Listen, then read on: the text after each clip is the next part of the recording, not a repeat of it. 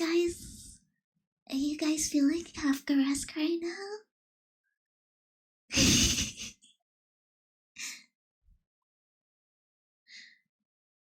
Are you feeling it?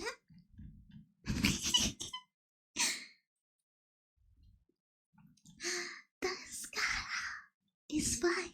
It's fine. It's cute. Hi, Waffle. Hi, Mappa. Hi, Remian. Hi, Zora. Hi, JS. Hi, Thomas. Hi, Caspian. Hi, Hennessy. Bye, Hennessy. Hi, Bob. Hi, Boba. Hi. Let me hydrate. Thank you. Yeah, I truly have Franz Kafka right now. Wow, what a coincidence because, like, me too. Me too. Wait, can you hear this actually?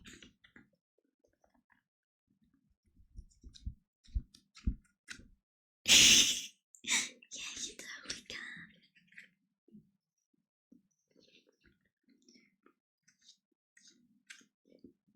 Yeah, okay. It's a real book because I've decided I really want to kill the environment. Just personally, I'm gonna be the one to get rid of all the trees on the earth. Or me, by the way. Or me.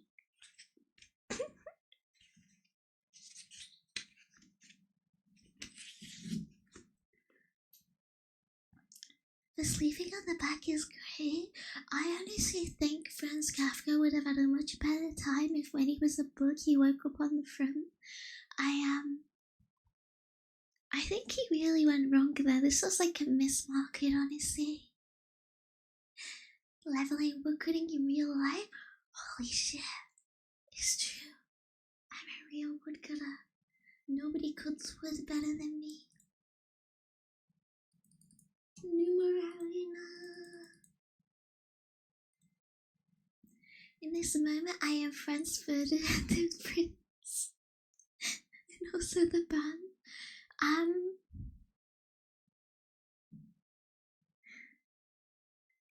There's a band.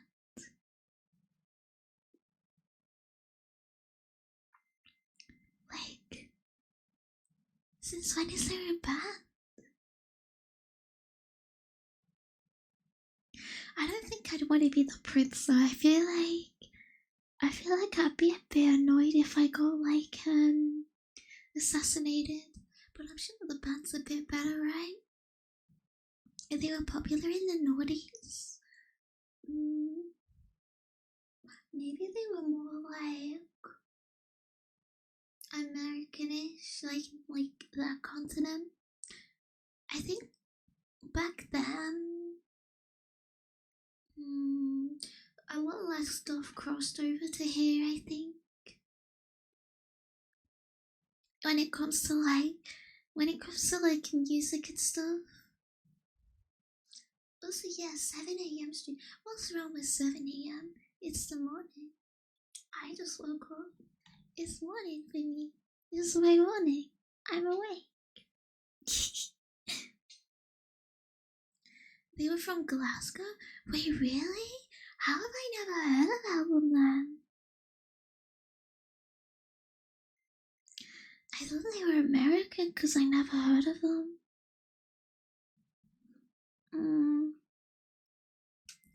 That's so weird. It's not one of those things where they're like, really like notable abroad, but like, not popular in like the origin country, are they? It's like that with some bands. So I don't really know.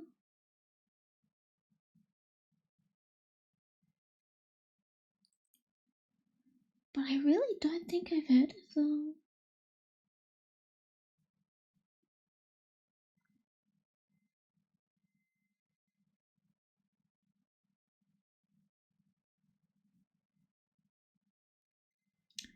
Actually, I don't know without listening to them, and I can't listen to them right now, so, you know, whatever.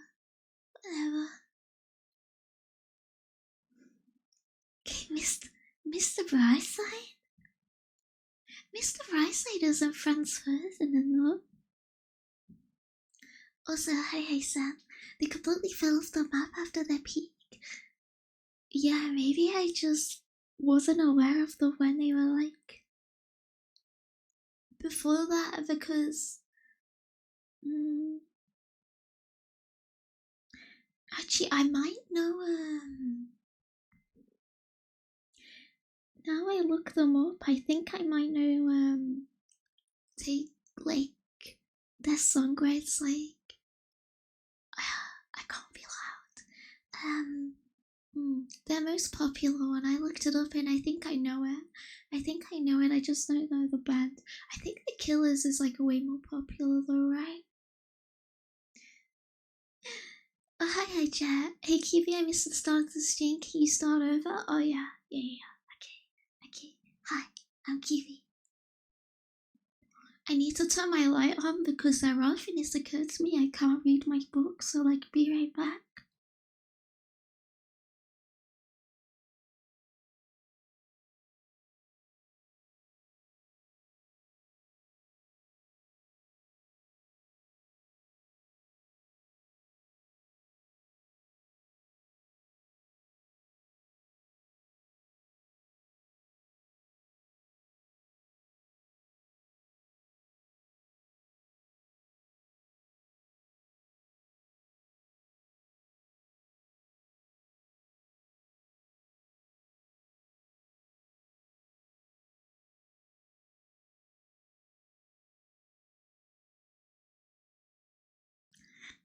Hi. I can see now. One of Franz Ferdinand's songs is the OP for the Cyberpunk anime. Oh, I never watched that though. I never watched that anime. Anime from source material like that, I'm always really hesitant to give a chance. Killers, Franz Ferdinand, and Modest Mouse. The thing is, I know the Killers and I know Modest Mouse, so I don't know why I don't know Franz Ferdinand. It's so weird. Hello, cute. Hi, Ski. Hello. I guess. Are Franz Ferdinand another one hit wonder? I feel like they are. You know? You've never heard Take Me Out? When I looked it up, I think I actually know Take Me Out. But, I don't know if I could recognize anything else. But I think I have heard Take Me Out, I just didn't know the band.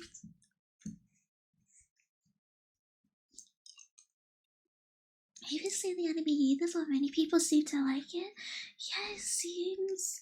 I see a lot of people recommend it, but I never played the game, so I'm like, I can't be bothered. Yeah, I should turn that off actually, I forgot about it. I forgot about that redeem.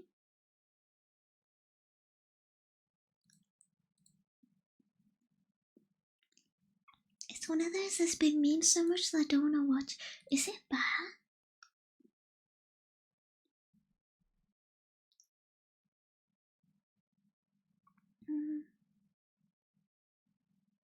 Did that like...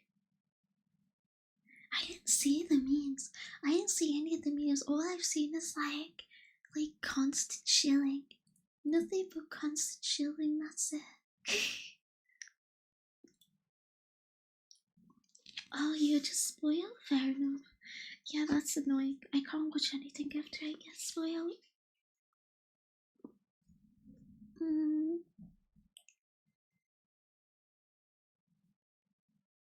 Okay.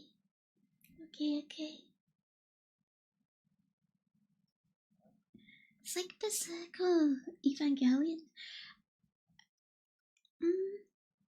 Maybe you're just like unlucky. I don't think I ever got spoiled for Berserk and Evangelion before I started like reading / watching them. Yeah, maybe it's just like I feel like there's some stuff I'll never give a chance because I got spoiled though. So like I get it. Should my friend get... Wait, Berserk has a game?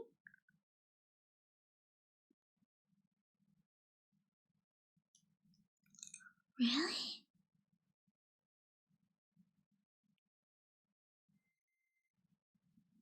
I didn't know that at all. There was one on the PS2. Oh, okay. I wasn't allowed a PS2. Makes sense, I don't know it then.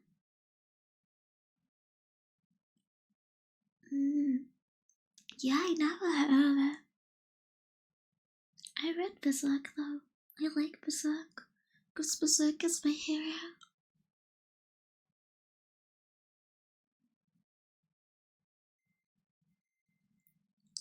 I don't know what Dynasty Warriors is. I've never heard of it. Actually, I have heard of that one.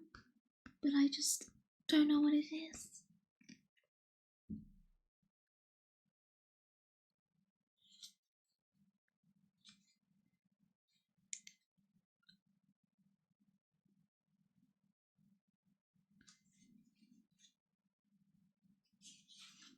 I thought you were Griffith kind of girl. Griffith is cool, but like Guts has like a cool big sword, right? And I like the big sword. Very cool. Very kawaii then. I'm a big fan.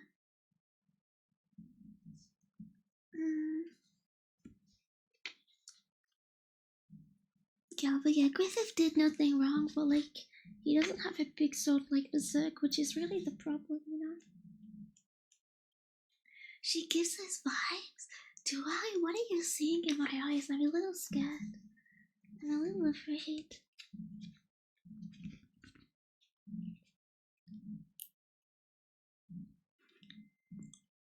Wait, did I say like Berserk instead of like Goods?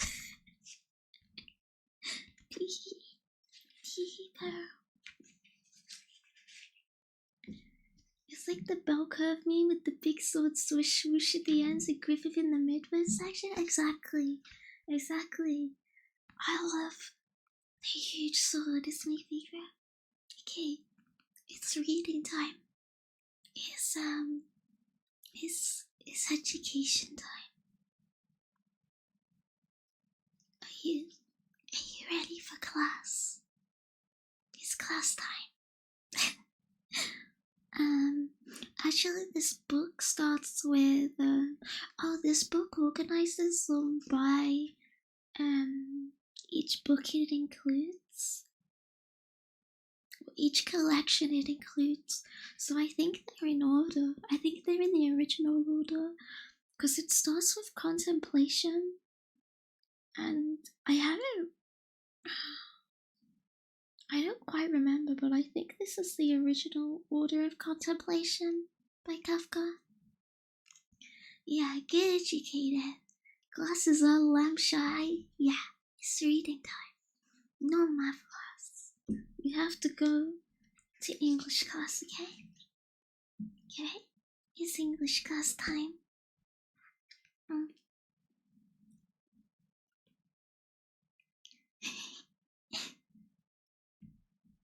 Put your glasses on. Okay. This one is Children of the Road in Contemplation. I heard the carts going past the garden fence, and sometimes I could see them too, through the shifting gaps between the leaves. How the wooden spokes and axles creaked in the hot summer. Laborers came home laughing from the fields, laughing scandalously. I was sitting on our little swing, just having a rest among the trees in my parents' garden. The activity in front of the fence was never ending. Children ran past and were gone. Carts loaded with grain, with men and women on the sheaves, and all around the flower beds were getting darker. Towards evening, I saw a gentleman strolling along with a cane, and a couple of girls walking arm in arm the other way stepped aside into the grass as they greeted him. Then birds flew off like corks out of a bottle. I followed them with my eyes, saw them climb in a single breath until I no longer thought they were rising, but that I was falling, and clinging onto the ropes of my dizziness, I began involuntarily to swing a little. Before long, I was swinging harder. The breeze had grown chillier, and quivering stars had replaced the birds. I was given my supper by candlelight. Often I slumped on the tabletop with both elbows and took tired bites out of my bread and butter. The crocheted curtains billowed out into the warm wind, and sometimes someone passing by outside would grip them with both hands to get a better view of me or to talk to me. Usually the candle would soon go out, and the midges that had gathered would continue to chase their patterns for a while in the dark candle smoke. If someone asked me a question from the window,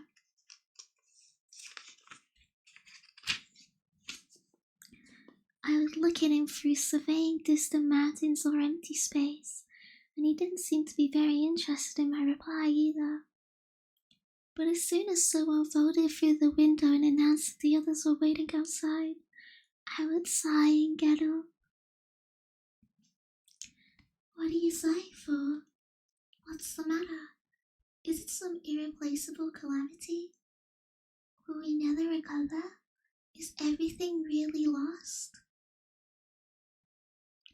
Nothing was lost. We ran outside. Thank God, there you were at last. Nonsense, you're just always late. What do you mean, me? You. Stay at home if you don't want to come out. No mercy. What do you mean, no mercy? What are you talking about? We put our heads down and booted through the evening. There was no day or night. Now we ground our waistcoat buttons together like teeth. Now we ran along in a herd, breathing fire, like wild beasts in the tropics. Like high-stepping cuirassiers in old wars, we urged one another down the short lane and careered on up the road. Some of us dropped into the ditch, but no sooner had they disappeared against the dark hedges than they stood up on the field path like strangers, looking down at us. Get down from there. Why don't you come up? Just to have you throw us down? Not likely. We've got more sense than that. You mean to say you're too scared to? Go on, try.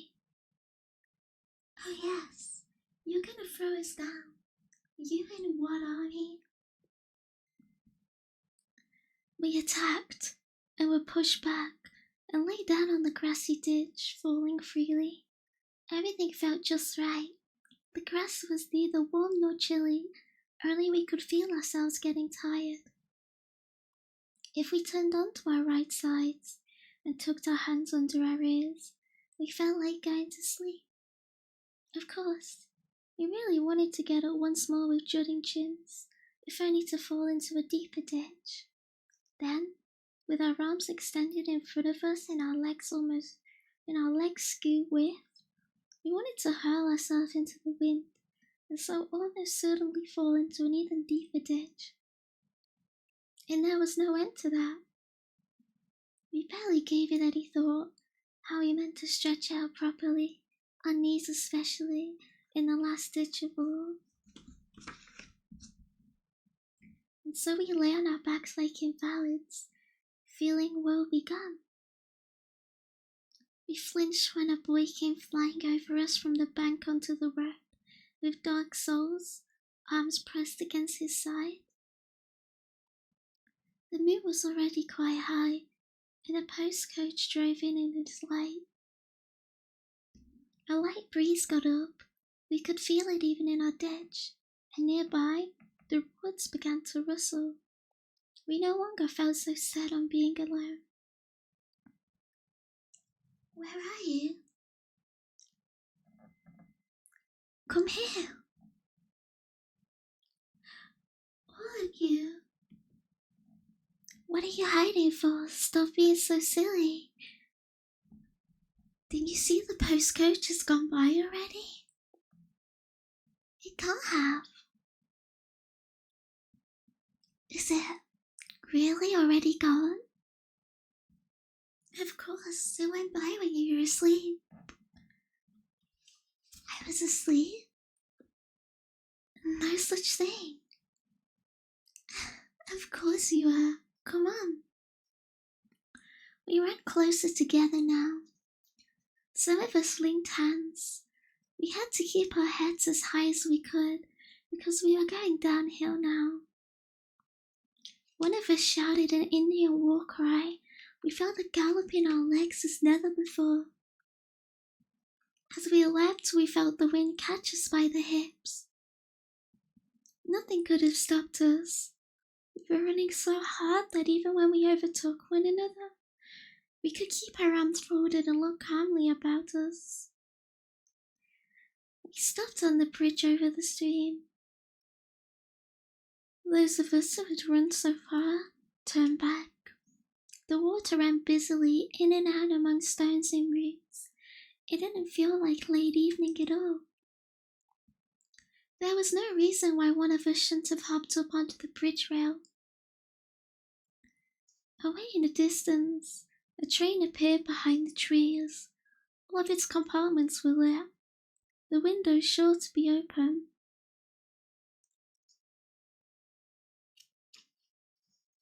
One of us started singing a ballad, but we all wanted to sing. We sang far quicker than the speed of the train. We swung around because our voices weren't enough. Our voices got into a tango where we felt happy. If you mix your voice with others' voices, you feel as though you're caught on a hook. So, with the woods behind us, we serenaded the distant travelers. In the village, the grown-ups were still away, the mothers making up everyone's beds for the night. It was high time. I kissed whoever stood next to me, shook hands with 3 more fellas, and started to run home. No one called me back. At the first crossroads, where no one could see me, I turned and followed a path back into the woods. I was heading for the great city of the south, of which they said in our village. The people who live there, I tell you, they never sleep. Why don't they sleep? Because they never get tired. Why don't they get tired? Because they're fools. Don't fools get tired? How could fools get tired?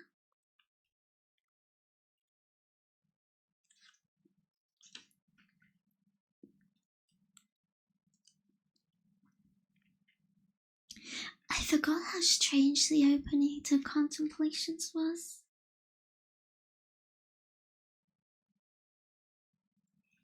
I forgot about this one, honestly. Oh, hi, Anaki, hi, Nub. What is this cursed street time? I just woke up. That's what.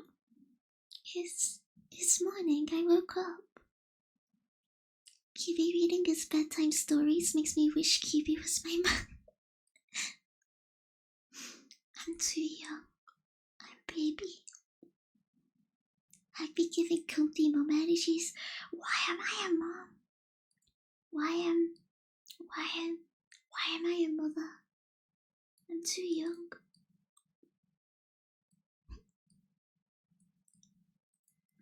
Don't extra down, what the hell? Cause the classes give being a mom? I wasn't aware. I feel like you don't need to have a child to wear glasses, but like, who knows really?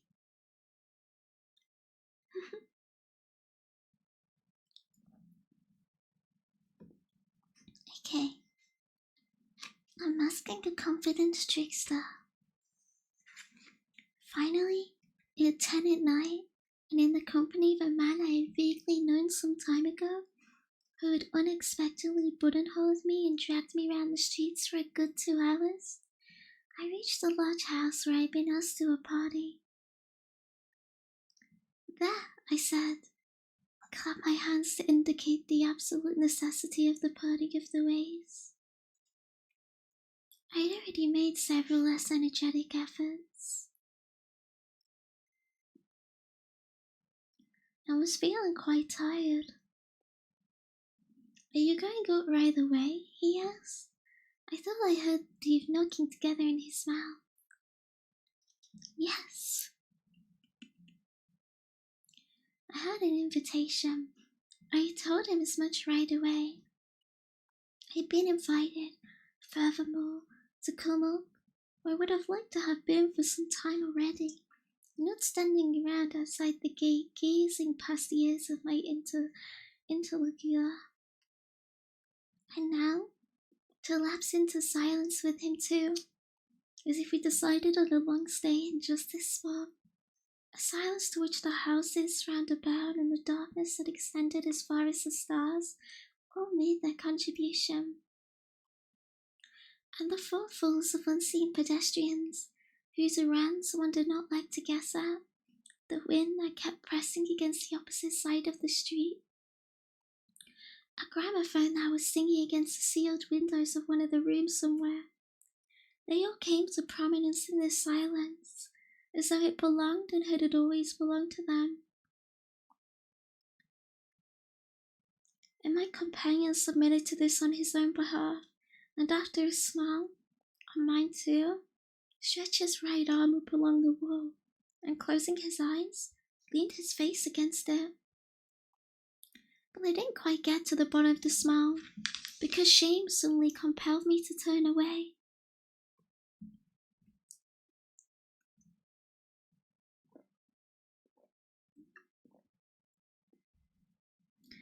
It was only from that smile that I understood that there was nothing more or less than a confident trickster. And there was I, having lived in this town for months, and thinking I knew these confidence tricksters through and through.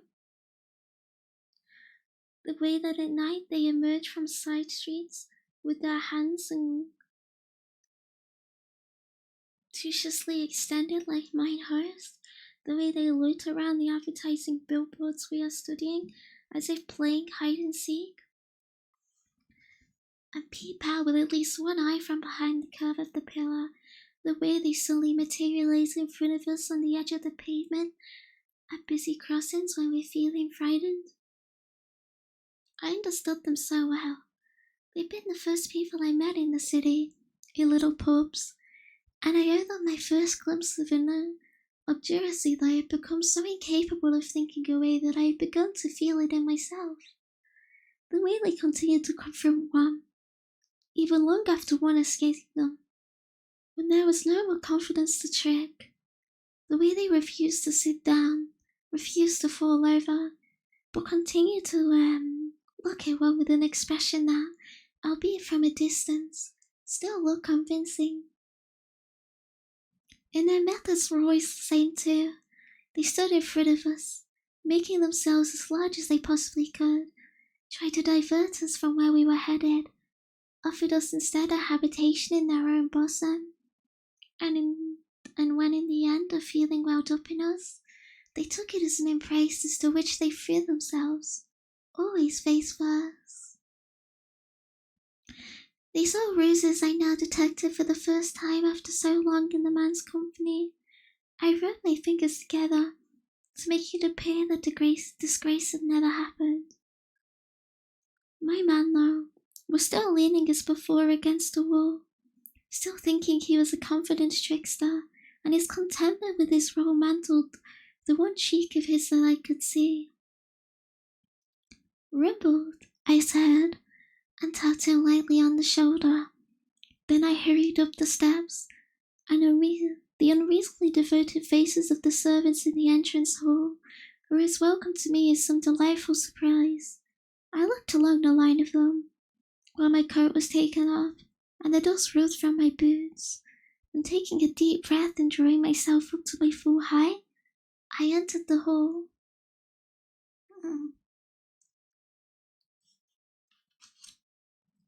There we go.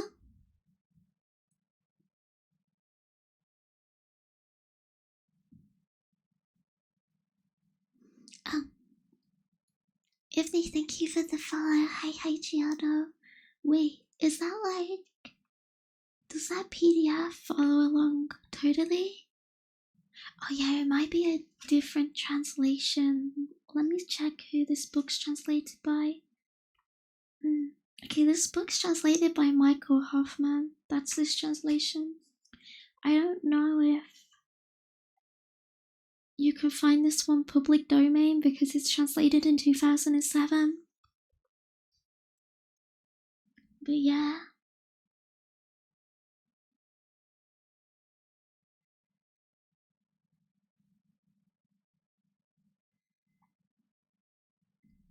Oh, they use older English terms? Okay, yeah, it's probably just a really old translation then, especially since it's public domain now.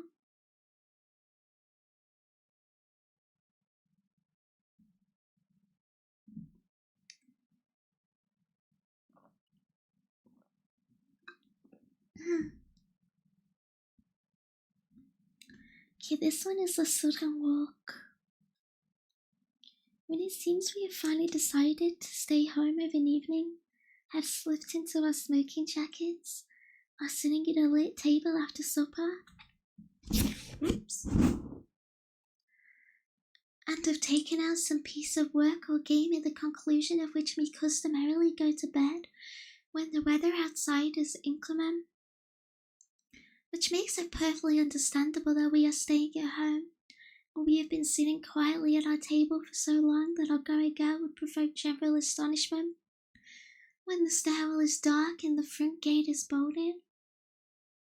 And when, in spite of all, in a sudden access of restlessness, we get up, change into a jacket, and straight away look ready to go out, explain that we are compelled to go out, and after a brief round of goodbyes actually do so, leaving behind a greater or lesser amount of irritation depending on the noise we make, closing the front door behind us when we find ourselves down on the street. With limbs that respond to the unexpected freedom they have come into with a particular suppleness. When by this one decision we feel all the decisiveness in us mobilized. When we recognize with incoming clarity that we have more energy than we need to accomplish and to withstand the most abrupt changes.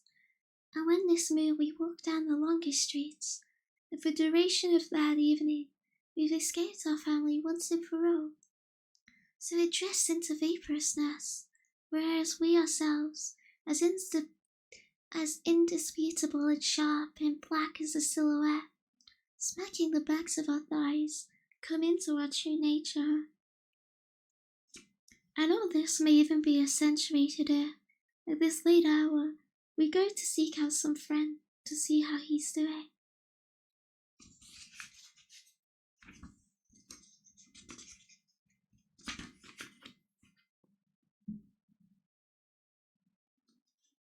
Cute.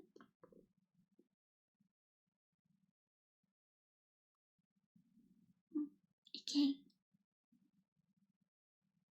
This is resolutions. To rouse oneself from a state of misery should be an easy matter. Even with borrowed energy, I tear myself away from my chair, run around the table, bring some movement to my head and neck, some fire to my eyes, tense the muscles around them. Work to counter every instinct. Greet A rapturously as she could not, decently tolerate B's presence in my room, and in the case of C, imbibe in long draughts everything he says, in spite of the attendant pain and difficulty. But even if I can manage all that, with each mistake, and mistakes are unavoidable, the whole thing, however hard and easy, will eventually falter, and I'll be back where I started.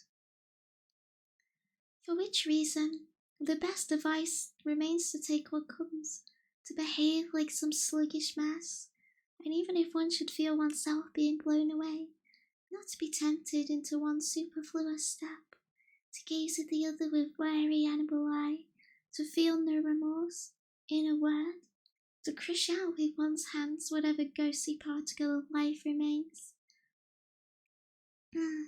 That is, to intensify the final piece of the grave, and not to allow anything else. Characteristic motion accompanying such a condition is to smooth one eyebrows with one little finger. Did that used to be a thing? Definitely isn't anymore.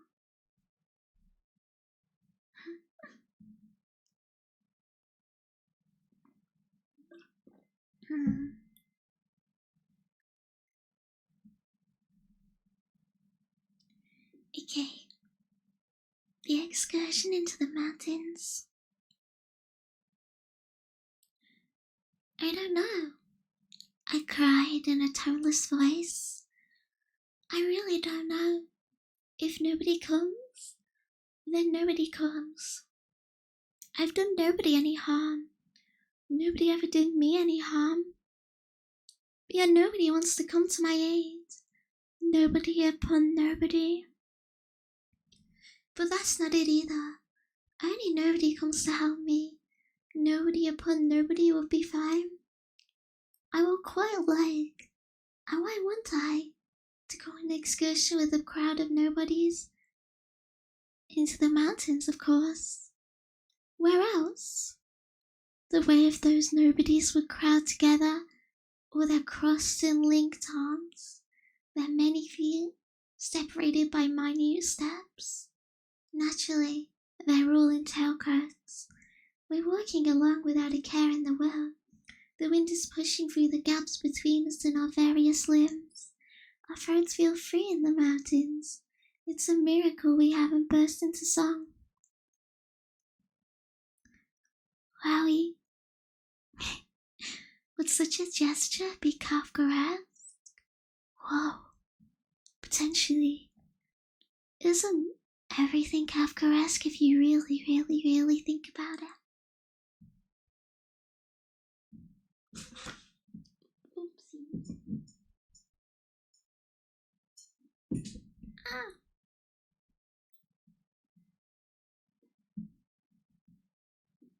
My bad, I almost dropped my drink. Yeah, hugely. Everything's Kafkaesque if you try.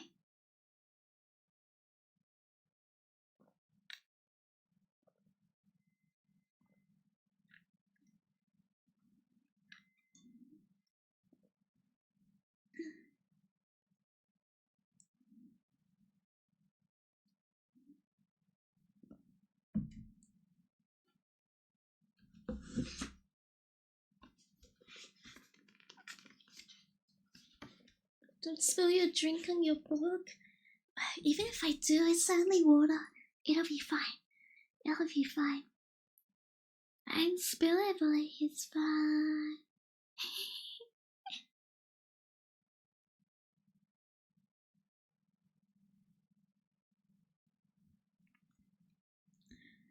Okay, the road of the bachelor. The prospect of remaining a bachelor is so awful. To be an older man and struggle to preserve one's dignity while asking to be taken in for an evening's worth of human society. To be seeking to gaze for weeks on end into one's empty room from the vantage point of one's bed. Always to say goodbye at the front door. Never to make one's way upstairs at the side of one's wife. To have the side doors to one's room always opening onto others' apartments, to carry one's supper home in one hand, to have to stare at children, without always asking, when asked, I haven't any myself. To model one's apparel in demeanor on one or two bachelors one may remember from one's own early years, and so it will be, save there'll be oneself standing there and thereafter, with a body and veritable head, and never a brow to smite with the flat of one's hand. You know what? I think Kafka would have loved our Nike.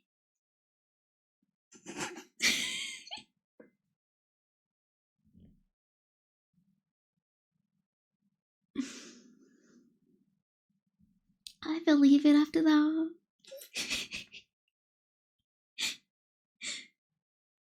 That fuel energy F is capture.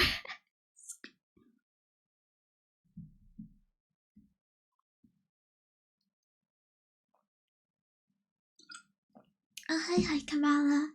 Would you like new or old though?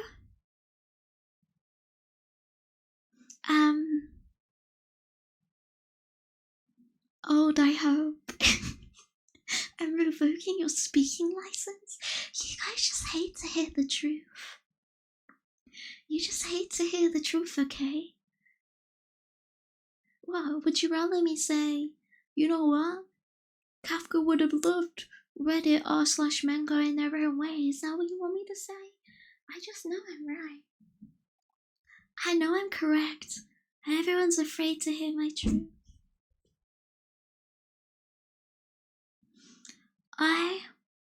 I can sense it. It's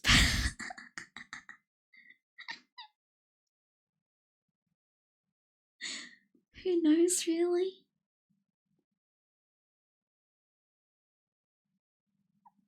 He would have posted his stories on Reddit for updates. Do you think Kafka would seek updates though? I feel like, considering what he did in his life, I feel like he wasn't thirsting for many updates. Would Kafka shill himself on it?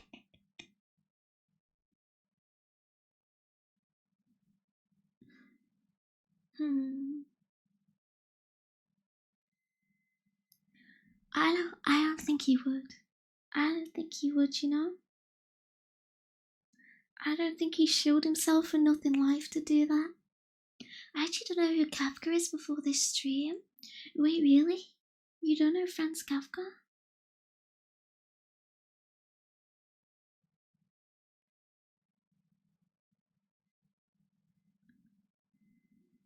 Whoa.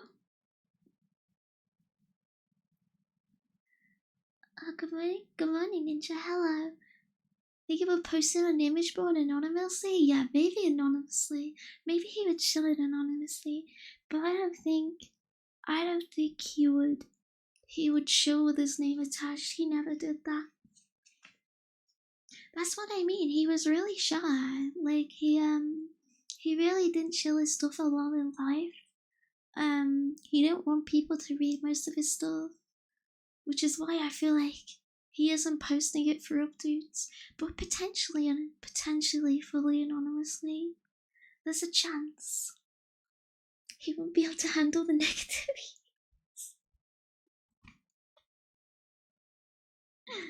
Okay. The businessman. One of his friends would steal it and post it for it. Whoa, so true to life, actually. Can you read the Communist Manifesto backwards? Politics posting gets banned. Please seek containment, thank you. Okay, the businessman. It is possible there are a few people who feel sorry for me, but if they do, I can't feel it. My small business fills me with worries that cause me pain behind my brow and my temples, without giving me any prospect of satisfaction, because my business is so small. I am forced to take decisions hours in advance to keep the storekeeper's memory alert, to warn of likely mistakes, and to gamble in the current season on the fashions of the next. And not among people like myself either, but among obscure populations in the countryside. My money is in the hands of strangers. I have no knowledge of their circumstances. I am unable to sense the calamity that may strike them at any moment, much less avert it. Perhaps they have grown extravagant and are throwing parties in beer gardens, parties briefly attended by others, themselves on their way to America. When the business closes on a weekday evening, and I suddenly see myself confronted by hours by which I will not be able to work to meet his unsleeping demands, then the excitement I projected far ahead of me in the morning falls back upon me like an ebbing tide, and doesn't forbear, but takes me with it to where I know not. I really am able to harness my mood to any purpose. All I can do is go home, because my face and hands are dirty and sweaty, my suit is stained and dusty, and my business hat is on my head, and my boots are scraped by the tin tacks from the crates. I seem to coast home, cracking the knuckles of both hands and patting the heads of children I pass in the street. But the distance is too short. Straight away I find myself in my house, open the lift door and step in. I see that now all of a sudden I am alone.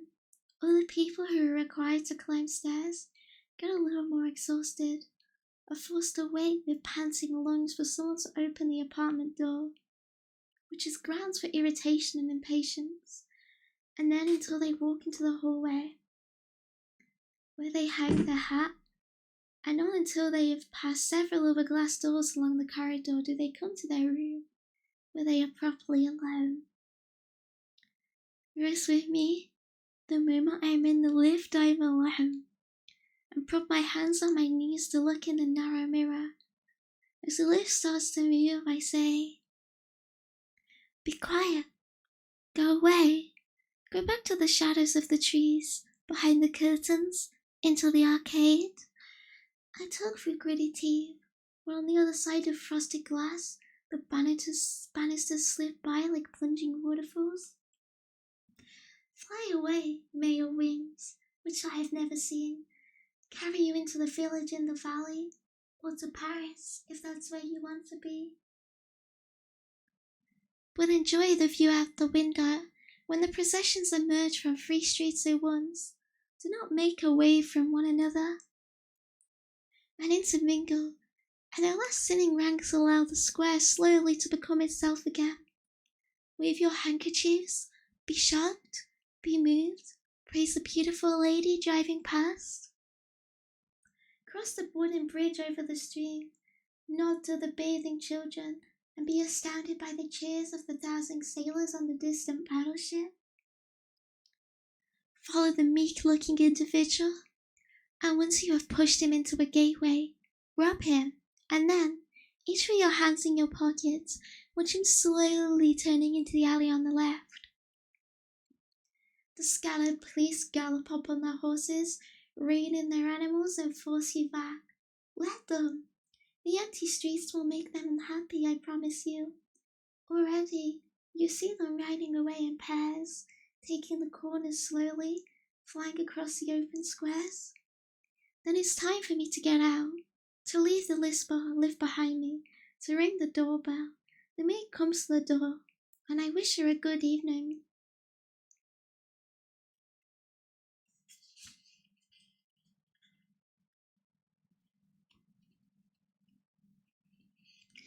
He's so real, I feel like that in the lift too. Thank you for the follow, world. Danko, you look like you've been raised well. What does this mean? What does that mean?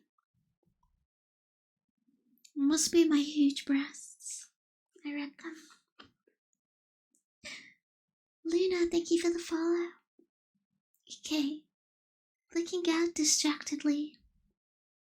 What should we do in the spring days that are now rapidly approaching? This morning the sky was grey, but if you go over to the window now, you'll be surprised and rest your cheek against the window lock. Down on the street you'll see the light of the now setting sun on the face of the girl walking along and turning to look over her shoulder, and then you'll see the shadow of the man rapidly going up behind her. Then the man has overtaken her, and the girl's face is quite dazzling. I guess dazzling is distracting in itself. You get nourished with good food. I think I'm malnourished, but we can say that too. Your breasts are very Kafkaesque. Whoa. I'd rather they be Lovecraftian, honestly, I think. How many other literature buzzwords can I think of? None right now, I just woke up.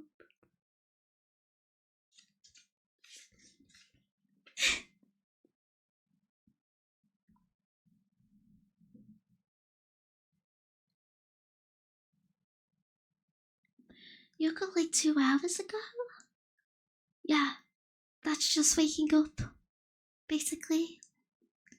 The way home, like the currency of the air after a thunderstorm, my qualities appear before me and overwhelm me, though I may not put up much of a fight against them. I march along, and I set the pace for this side of the street, this part of town. I am rightly responsible for all the knocking on doors, for all the rapping of tables, for the toast proposed, for the couples in bed, and the planking outside new buildings, pressed against the walls in dark alleyways, or on the sofas of brothels. I weigh up my past against my future, but find both of them excellent. I'm unable to give one or the other the advantage, and am compelled to reprove Providence for its injustice in so favouring me. Only when I step into my room do I feel a little contemplative. But it wasn't climbing the stairs that gave me anything to think about. It doesn't help much that I throw open the window, that there's music still playing in one of the gardens. My barely functioning VTuber doing her best. I'm fully functional, in a way, in a sense. Be careful not to stare into the QB flat abyss for too long, lest you become a QB flat abyss? Screw you.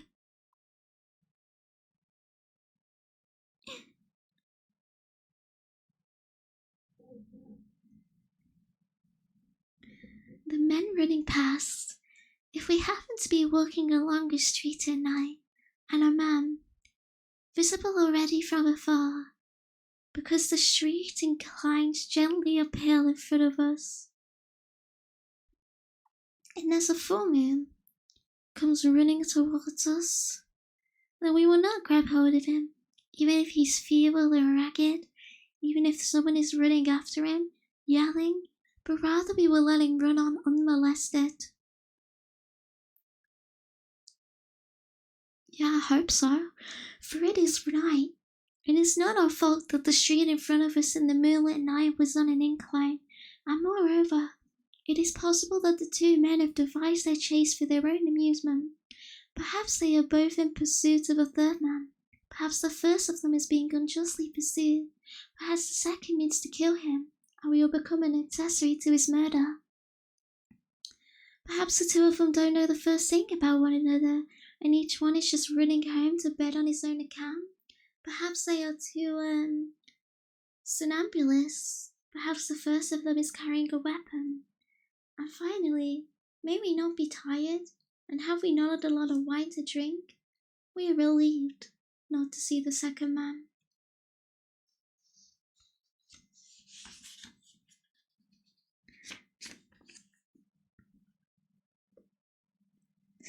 Should be a lawyer that's full of justice. Exactly. Flat is justice. It's the passenger. I really like the passenger. Real and true. I'm standing on the platform of the electrical tram, feeling wholly uncertain of my position in the world, in the city, in my family. I will be unable to author even the most approximate statement of my justified expectations with regard to each and any of the above. I am not even able to justify my standing there on the platform, holding onto a strap, being carried by this conveyance. Now people look aside from the conveyance, or walk quietly along, or stop and look from the shop windows. True, no one's expecting such a statement of me, but that's neither here nor there. The tram approaches a stop. A girl stands by the steps, ready to get off. She's so distinct to me. It's as though I'd run my hands all over her. She's dressed in black. The pleats of her skirt are almost motionless. Her blouse is short and has a collar of fine lace. Her left hand is pressed against the side of the tram. The umbrella in her right is planted on the next to top step. Her complexion is dark, her nose clumsily molded from the sides, with a broad, roundish tip. She has quantities of chestnut hair, and a few stray whispers as if blown across her right temple. A small ear is pressed tight against the side of her head, but standing as close to her as I am still able to see the whole back of her right ear and the shadow where it joins her skull. I asked myself at the time, how is it that she's not astonished at herself, that she keeps her mouth closed and expresses nothing of any wonderment?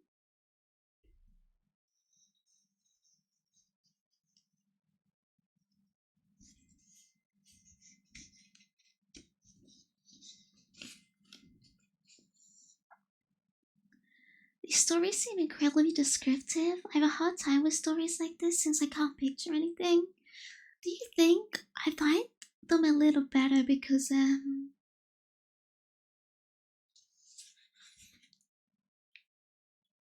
they don't focus on world building and stuff? I can't read stories like that since I can't imagine it.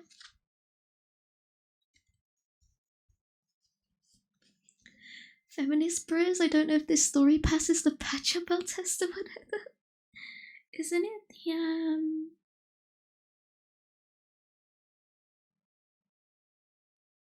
the Bechdel test? I don't know if it does. I don't think it passed. I don't think there's any women speaking. Oh, hi, Lewick. Kiwi, what is this, like, speed race? I'm wasting all the XP I want right now. You know, like, stories that focus on world building? Yeah, because I can't visualize it. I always forget a lot when stories are really heavily based on that, and I find it a little boring. I prefer books that focus on people. It's easier to visualize something that's completely emotion based rather something that's like visual. Wait, hang on, I need water.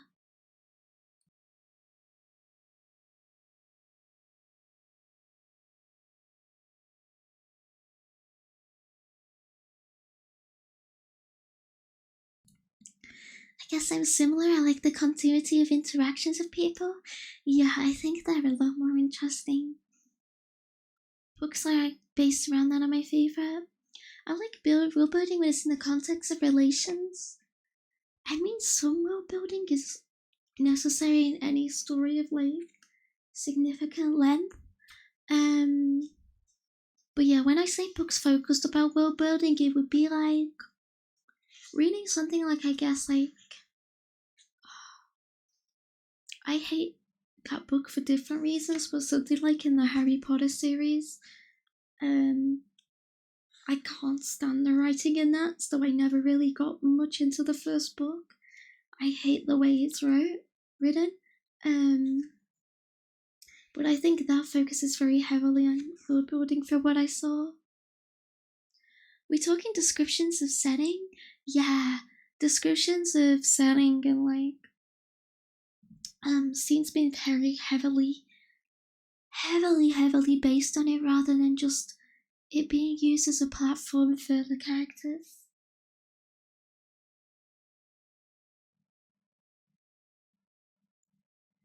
My eyes glaze over when it's descriptions of setting and whatnot. Yeah, I can't stand it. Some people love it, but I hate it. And it really throws me off. The only time I can keep reading is when a book is like very well written apart from that. Okay.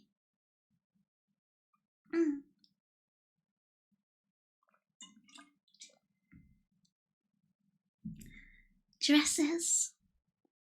I like my cultivation web novels where the world building is just window dressing and the main attraction is the main character talking shit and beating people's asses with his mate. I think that's fine. When it's only like, wait, I'm gonna sneeze.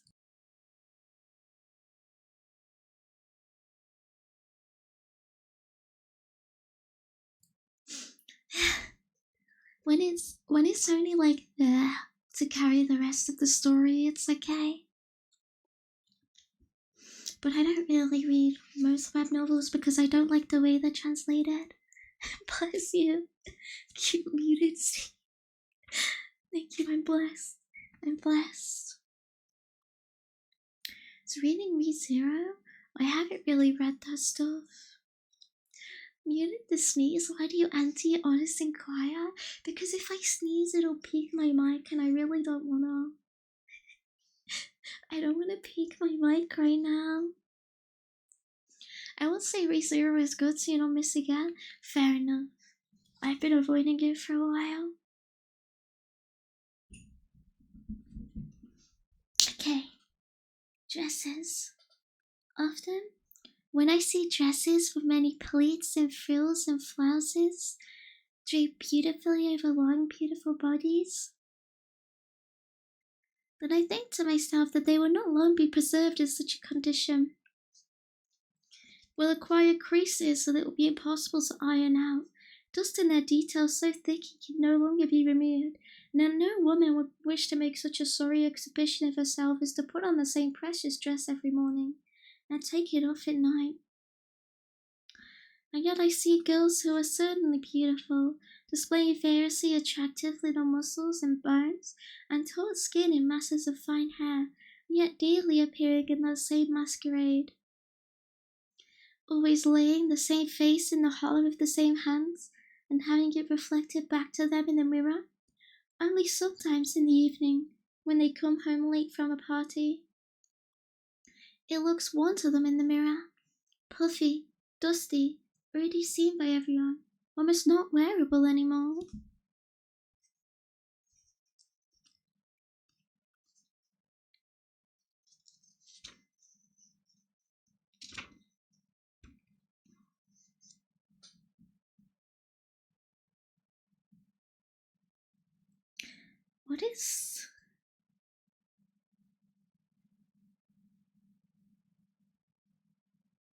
What is the metaphor here?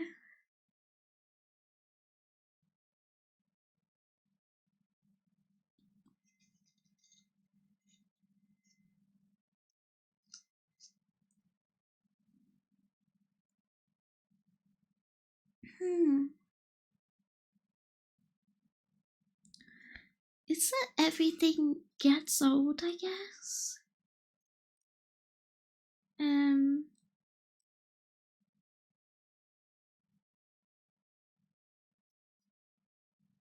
I mean by same face, it probably just means the self, right? I think the story is just being like, you can change your clothes, but not the self. Maybe, potentially. I could be completely misunderstanding the metaphor. I think that's what it means. I'm starting to want to think about these stories. Yeah, some of them are easy to understand the meaning, some of them are like, don't get it. Is there even a meaning? Or is he just writing? It's the last line that I start wondering. Yeah, I am.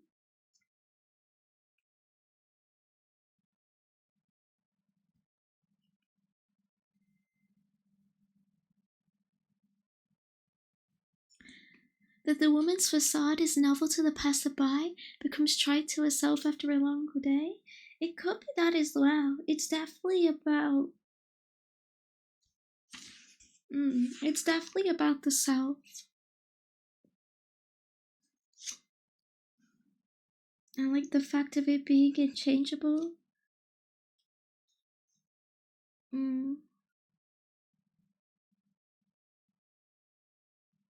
I wonder if you could relate it to aging or something. It's hard to tell. I think that's too far of a stretch.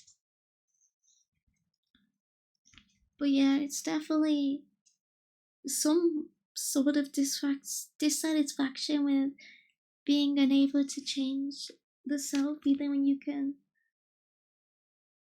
change everything else for new. Attractive muscles, clearly he likes tomboys.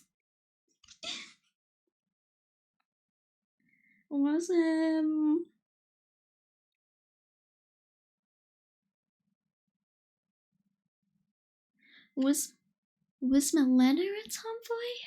I don't know. Would she be?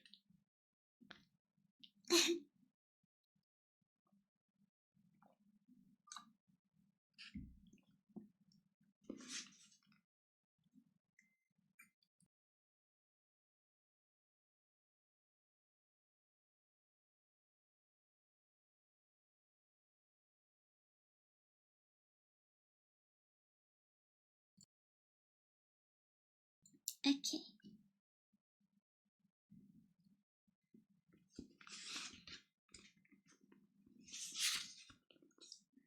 The rejection. When I meet a pretty girl and ask her, please come with me, and she passes me in silence, what she then means is this. You're not the Duke with a name to conjure with, no powerfully built American Indian with square-shouldered physique, with calm, impassive gaze, with skin laid by the air of the prairies and the rivers that irrigate them. You have never been to the Great Lakes, or sailed on them, wherever they are to be found. So tell me, why should a pretty girl go with you? You forget that no automobile is carrying you swaying through the streets in powerful thrusts. I don't seem to see a retinue of gentlemen pressed into livery attending you, murmuring blessings as they follow you in pedantic semicircle. Your breasts are stowed away tidily underneath your corset, but your hips and thighs made up for their parsimony. You are wearing a taffeta dress with pleats of the sort that delighted us last autumn, and, garbled in this menace of you are, still you don't scruple to throw us a smile from time to time. Yes, we are both right. Unless we become irrefutably persuaded of the fact, why don't we go now to our separate homes? Was North America really that mystifying to people of this time? I mean, yeah, I imagine for people in Europe, right? There's not like there's a huge amount of information shared of a non-news, or I suppose slight like musical soft cultural sense. Elliot Roger posting his Kafkaesque, who would have thought? Shut up.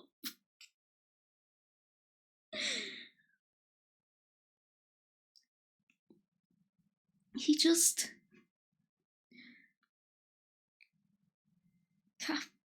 he's So what he says in this is he says the woman, she tells me I need to look smacks. But even if I look smacks, Chad Thundercock isn't chasing her, so clearly it isn't necessary. I've translated it to modern times. There we go. That's what Kafka meant. The supreme Kafkaesque. I find it strange that they refer to the Great Lakes and prairies for like good strange, mind you. I mean, there's a lot of books from this time which refer to them in that sense, and I imagine because it's mysterious and interesting from someone who's very rarely visited America. Did Kafka ever visit America? I don't know now. I mean, the West was still considered to be untamed and wildlands until during Kafka's time, I believe. I mean, he died in like the 20th century. I feel like definitely at that point it was not treated that way, but I'm not sure, honestly. It's really weird from my perspective having been born in that region. Ah. Yeah, I mean, I think it's definitely just a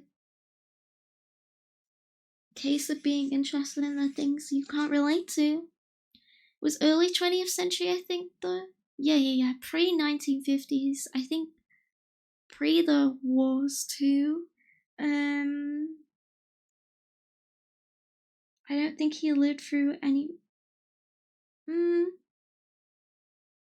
Actually, no. Maybe he lived through World War One. I don't know. I feel like he definitely lived... Yeah, he definitely lived through World War One. But, maybe some point after that, I'm not sure. I've just never heard of Canada/USA spoken about in such a positive light. I mean, I think back then it would seem primarily as like a new centralized place for business, right? Like almost like a lesser London.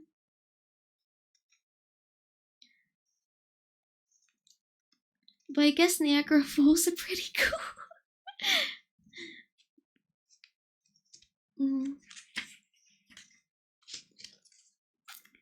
For the consideration of amateur jockeys, nothing, on reflection, is sufficient to tempt one to come first in a race. The renown of being hailed as the best rider in the country is too strong at the moment the band strikes up for there not to be some regret on the following morning. The envy of our competitors, cunning and fairly influential persons, is certain to hurt us in that narrow gap that we must ride through after that plain that lay empty before us. With the exception of a true vanquished horseman, who minutely approached the edge of the horizon. Many of our friends hasten to collect their winnings, and only shout their congratulations to us over their shoulders from the booths of various remote turf accountants. Our best friends, meanwhile, haven't staked anything on us at all, since they feared their probable losing would compel them to be sore at us. But now that our horses come in first and they didn't win anything, they avert their eyes from us and look at the stands as we pass. Our defeated rivals behind us, upright in the saddle, try to see past the misfortune that has befallen them, and the injustice that has once only been dealt them. They look newly determined. As for the beginning of a fresh race, an earnest one following this child's play. To many of the ladies, the victor will look ridiculous, all puffed up, yet not quite knowing how to go about the endless round of shaking hands, greeting, bowing and waving to the distant admirers, while the defeated jockeys keep their mouths shut and gently pat the necks of their generally whinnying horses. And to cap it all, the heavens turn grey, and it starts to rain.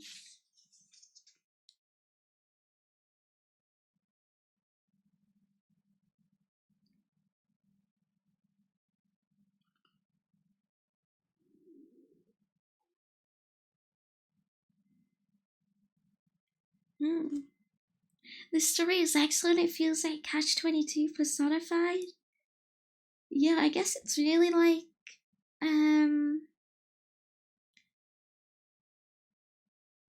yeah, you can't. I feel like it's Catch-22, and it's also like a case of like, even when you win, like, it doesn't really matter, right? I feel like it's trying to get away, yeah.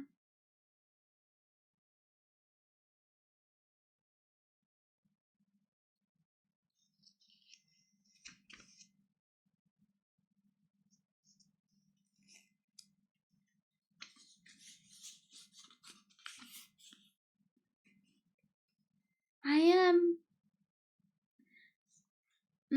It's definitely like, I feel like it's a really like, it's a little more convoluted than some of these other stories, I think.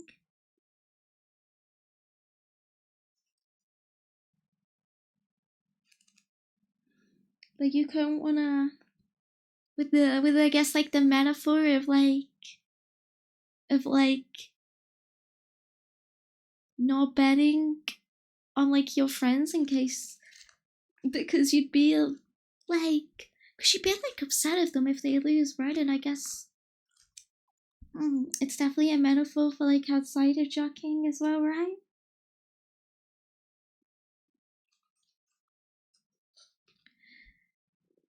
Experience some of this in playing competitive game. The story feels close to home for sure. So to feel the appeal of this author, yeah, I really like how Kafka writes a lot. I think it's quite fun. It's quite fun how much is said in like often very little. Oh, good morning, alright. Let me hydrate, thank you. I know all of Kafka's story is quite convoluted. Now some of them are really quite simple. If you write everything in a convoluted manner, is anything you write convoluted? Being able to stuff a lot of meaning into a small amount of words is a true skill. Yeah, it's really impressive, honestly. Your rejection, yeah, rejection is a pretty simple story. I feel he said what he said there. I do this with politics, online betting. Always bet on the party you hate, so you can't be disappointed. I forget politics betting is a thing, but kind of genius, honestly. Always bet on the peeps. I've learned my lesson from it. You know, never bet on me. I've seen all the times you didn't, traitor. But even rejection is interested in the clothes. Yeah, when he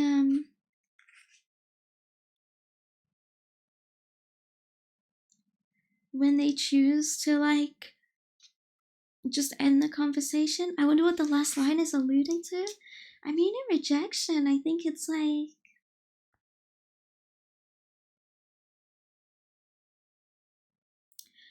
say, if you leave before you are convinced of the fact that I suppose they in a sense dislike each other, then they can try again, no? I feel like that's what it's implying. In the second paragraph, it seems like he's talking about how it's dangerous for women to respond.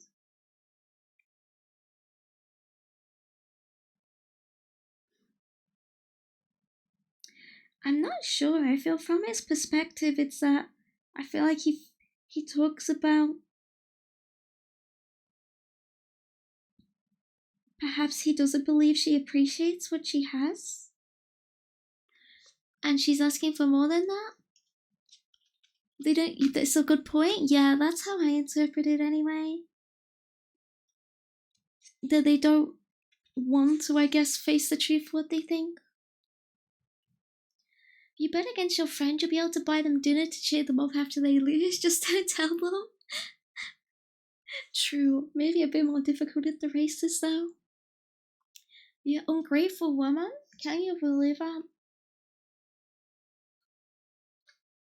I definitely can't. Okay. The translation I have in Yet You Smile, inviting mortal danger from time to time. Oh, mine is different. Yeah, mine is still you don't scruple to throw us a smile from time to time, which is definitely a completely differently interpreted translation, I think. But yeah, that translation sounds like she'd be in trouble. Yeah, keep it with nether. Yeah, I don't even know what ungrateful means. Okay, the window onto the street. Whoever lives in solitude and yet would nevertheless find some form of contact, whoever in view of the changing hours, the weather, the circumstances of his job and so forth, seeks some arm or other to cling onto, such a man would not be able to get by for very long without a window onto the street. And even if he isn't looking for anything in particular, and is just tired, letting his eyes drift between the public and the sky as he steps up to his window, head back, apathetically,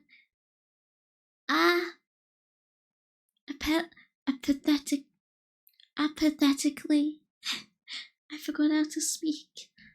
Even then, the horses will take him away with them in their retinue of wagons and clatter, often the end to some human participation.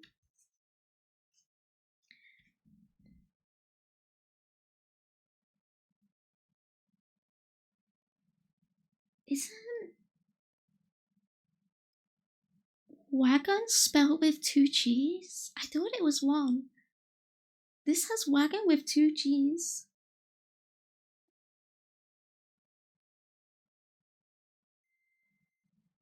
Is that an order spelling?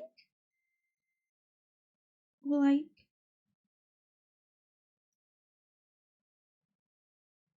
it's gotta be valid. It's in a real translation.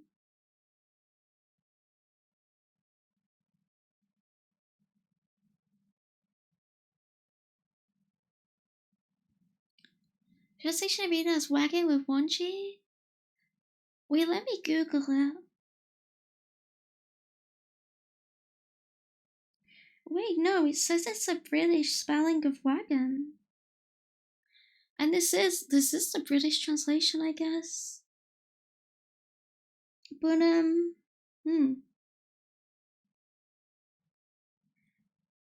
feel like I see people spell it with one G.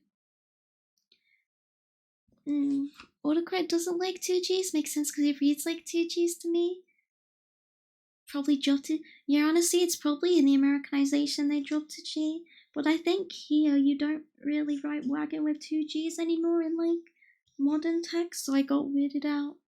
You've been using the American spelling all this time. People really don't write it with two G's. Like, not really.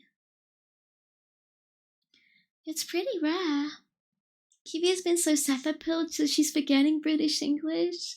I swear it's not really a common... Maybe in literature it's a common spelling. But like say if you like saw someone type it, I think they'd still use one G. What? Kiwi should be familiar with two G's next to... Fuck, go away. Duolingo German streams, we back to OG. I am not learning German. I learned enough German in school, I'm never doing that again, thank you. Do you know a German guy I could ask? Oh, well, yeah, I wonder what the original translation says. I think we should all learn German to fully understand the original work without the static in translation. If only it was that easy. English is evolving language? Yeah, I had no idea that was a British spelling.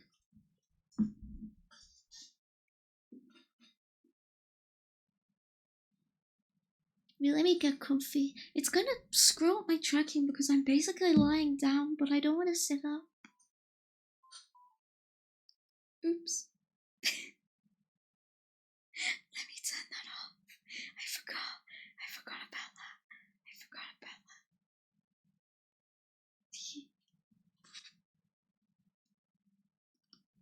If you learn German and give yourself a funny mustache, I don't want a funny mustache, thank you. I think I'd get in trouble. Yeah, just Charlie Chaplin. Like fireworks at 1 a.m. That's too much. Lying down straight. I just want to be comfy.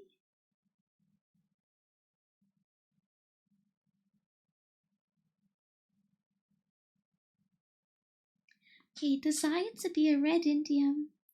If only one were a red Indian, always prepared, launched into the air onto one's galloping horse. A brief tremor over the trembling ground. Till one let go one's spurs, for there were no spurs, and threw away one's reins, for there were no reins, and could barely make out the land in front of one's opening gown, a smoothly mown heathland, with horse head and horse's neck ready nowhere to be seen.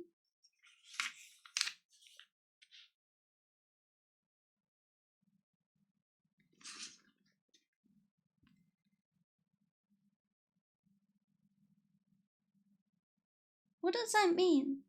Is he just gone like, wish I was a cowboy? Is that it? Is that all he's saying? Franz Kafka woke up and went, you know what I want to be? I want to be a cowboy. Hey, when people call Native Americans Indians, it's not really used anymore, right? But it was, I think, it was very heavily popular then. I'm pretty sure it was the only term then, right? So then the first story talked of Native Americans? Yeah, but sign of the times, I guess. So I think he just thinks they look cool. Yeah, honestly, he uses those as a metaphor for being cool, so it has to be. Maybe city people at the time were dreaming of the freedom of the wild? Perhaps? Was he very... I'm not gonna lie. He was from Prague, but I don't know how busy Prague was then. She's my sappers and some stuff, it's really annoying. Does it have T's with a name in it? I don't know enough about America. Is that like American football teams? I don't like it because I don't want to be associated. Isn't the final line implying that the Indian's horse of his own was killed in manner? I honestly don't know. He talks about barely making out the land. And he talks about being launched into the air. So basically the horse runs ahead. Rather than the horse dying or the head rolling, I think it's more that he literally gets launched off his horse and the horse runs off. What are the natives sort of outfit called? I don't know. No clue. Oh, strangely enough, some of them prefer it? Oh.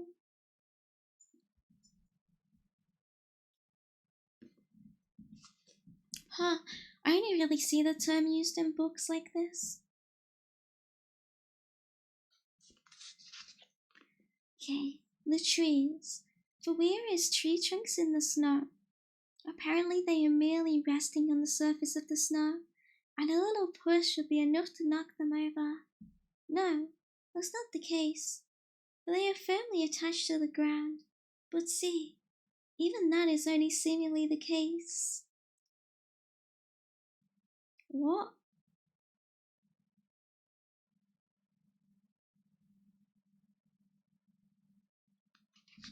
Fair enough. Yeah, I guess.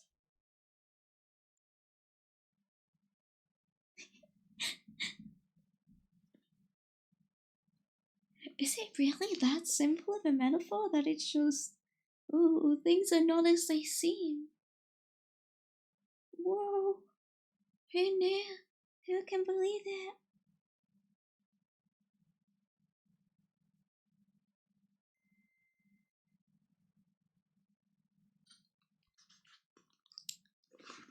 Okay, how far am I through, I think I'm almost through, contemplation, but I'm not sure. I feel like I read through most of them. Wait, let me check. Oh wait, I'm on the last one. I'm on the last one of contemplation.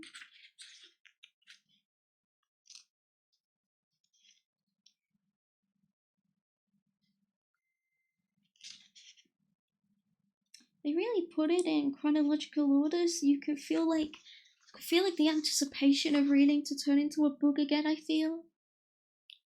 Tree is weak, but it only looks weak. It's actually strong, but also it only looks strong. That's what I mean. It's such a simple metaphor. Really jokes and knocking. Is Kiwi perhaps too big brain for Kafka? I think I could write this story, but could Kafka load up OBS? I don't think so.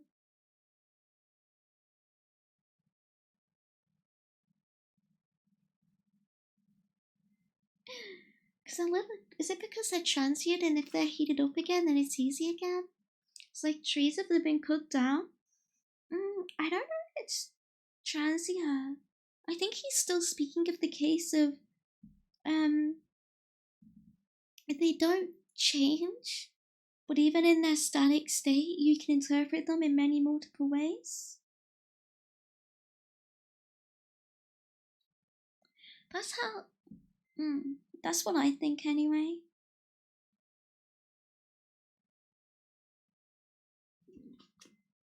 Okay, being unhappy. When it had already become unbearable, late one November afternoon, and I was running around on the little piece of carpet in my room as a racetrack, alarmed by the lost sight of the lit up street outside, then turning and giving myself a new objective in the depths of the mirror at the back of the room, and yelling, merely to hear a yell that nothing answers, and that nothing therefore robs of its force, so that it rises without any counterweight and is unable to stop, even if it ends. A door opened in the wall, also hastily, because haste was indicated, and even the carriage horses outside on the street were like wild war horses in battle, rearing up and exposing their throats. A small ghost of a boy emerged out of the gloomy corridor when the light swung yet on and stopped on tiptoe on a barely swaying floorboard, seemingly dazzled by the twilight room. He tried to bury his face in his hands, then unexpectedly calmed himself with a look out of the window, at the level of whose crossroads the hazy glow of the streetlight encountered profound ghost darkness. With his right elbow, he braced himself against the wall in front of the open door, and allowed the jolt to pass over his ankles, his throat, and his temples. I looked at him for a while, then I said, "Good evening," and took my jacket off the fireguard because I didn't want to stand in front of him half-dressed. For a time I let my mouth rang open so that my excitement might take the opportunity and leave. I had a bad taste in my mouth. My eyelashes were trembling in my face. In brief, I needed nothing less than this admittedly expected visit. The boy was still standing in the same place by the wall,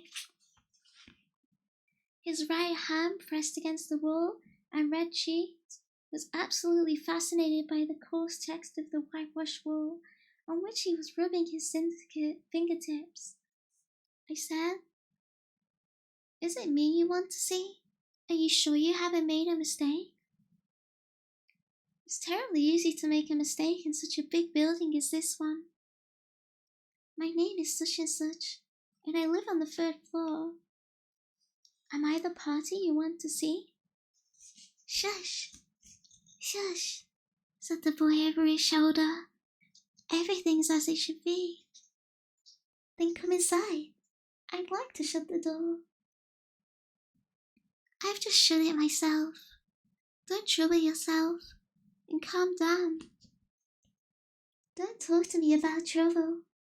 There are a good many people living off this corridor, and all of them, of course, are acquaintances of mine. Most of them are just now coming home from work.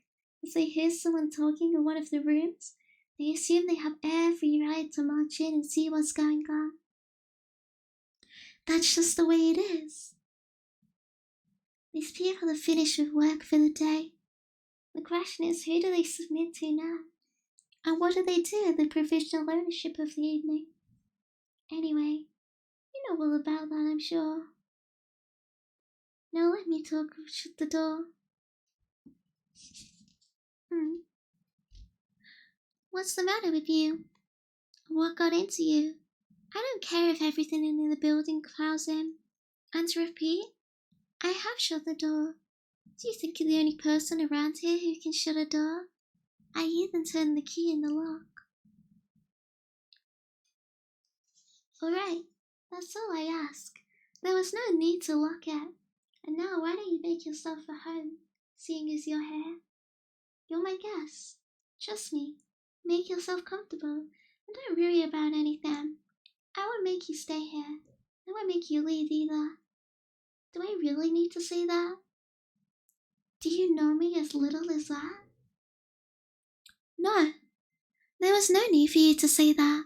Ma, you shouldn't have said it as all. I'm a boy. Why all the fuss? It's not so much. A boy, of course you are. But you're not so small as all that. In fact, you're fairly grown up. If you were a girl, it wouldn't be proper for you to be locked up with me in my room. We don't need to worry ourselves about that. I just meant to say, the fact that I know you as well as I do leaves little to protect me. It merely takes from me the effort of having to lie to myself. And yet you persist in complimenting me. Stop it. I ask you to stop it. Further, I don't know you always in right away. For instance, in this darkness, it would be much better if you turned on a light. On second thoughts, don't. Still, I won't forget that you threatened me. What's that? I'm threatening you?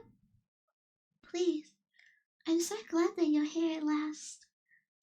I say at last because it's already late. It's inexplicable to me. why you came so late. It is just about possible that I was confused by my joy of seeing you, and that you construed my speech in such a way. I will admit as often as you like that I did talk to you in such a way. Alright, I made all sorts of threats against you. Just no argument, please. But how could you believe it? How could you offend me so?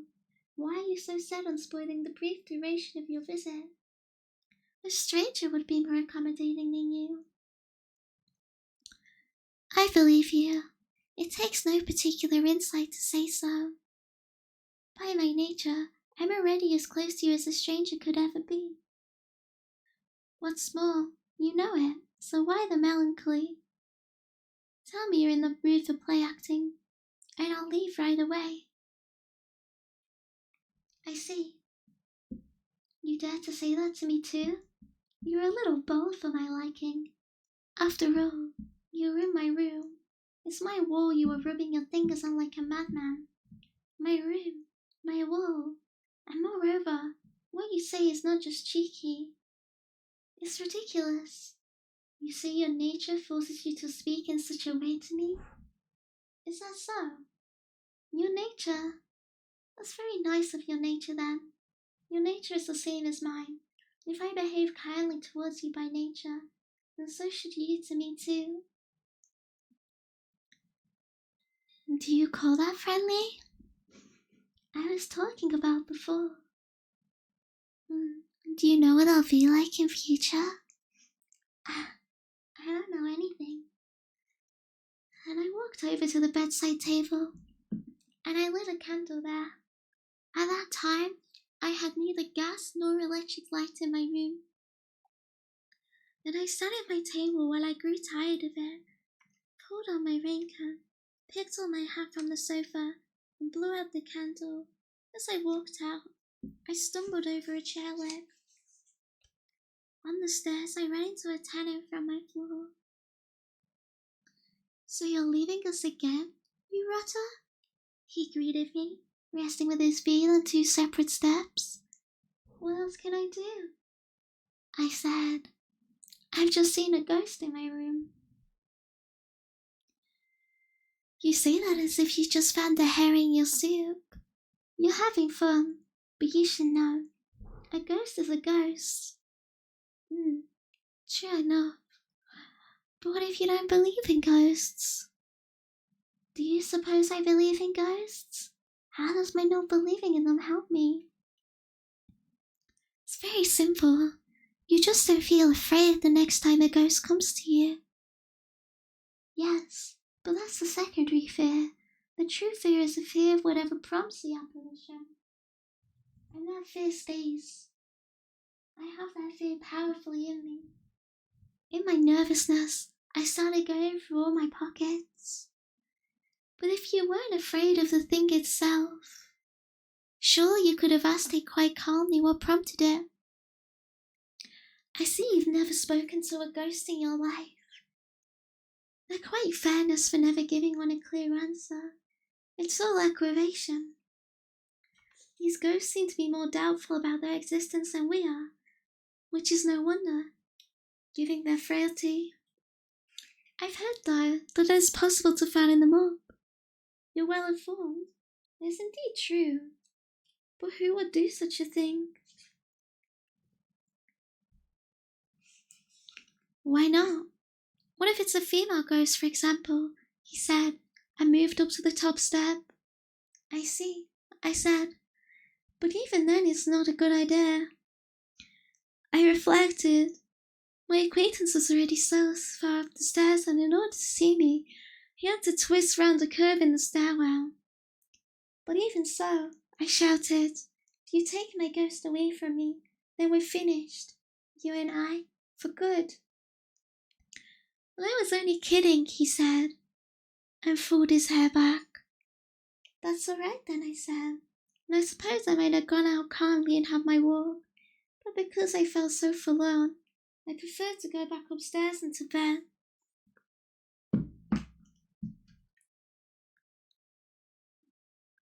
What?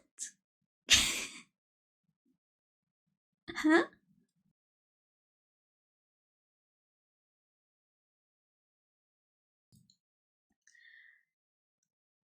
What was that?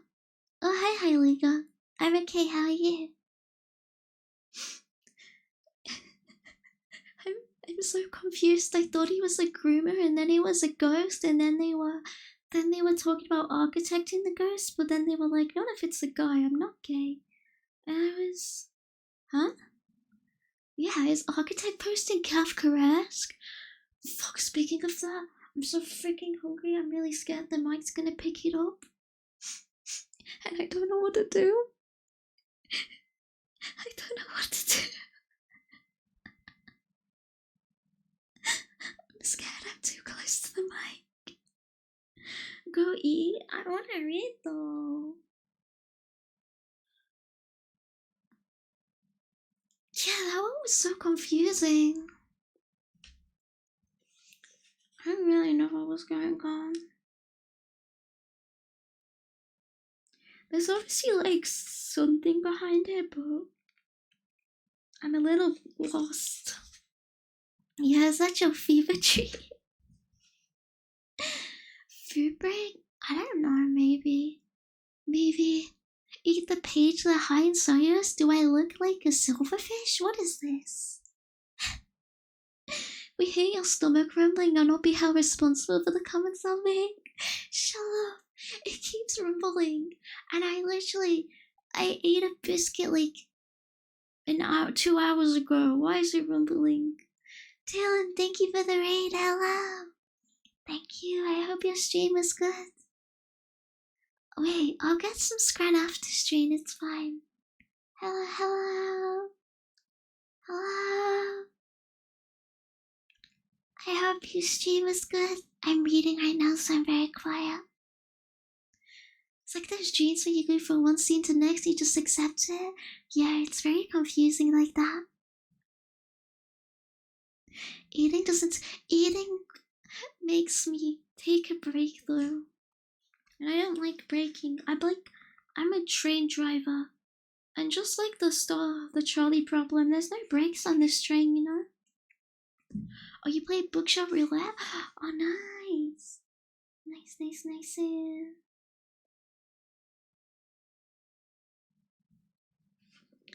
You should play Bookshop. I did hear it's very streamer slop, right?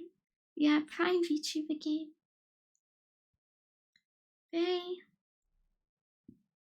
Thank you, very streamer sloppy.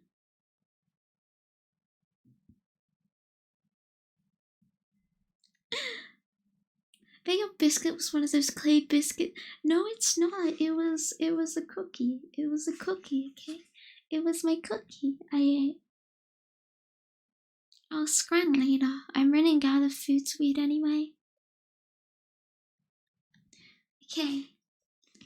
Wait, the next story is Judgment. And Judgment is like a long form story. It's your stomach from. Wait, did you? Stop it. Stop it. No, you didn't. No, you didn't. No, you didn't. Nobody heard, right?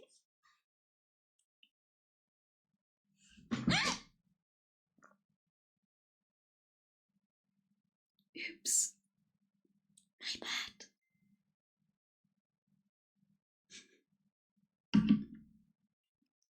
My book just fell on the floor. I got scared. I got scared.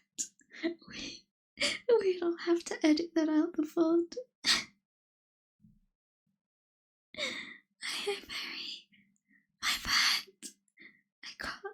I got really scared all of a sudden. I didn't mean to. My book just randomly, like,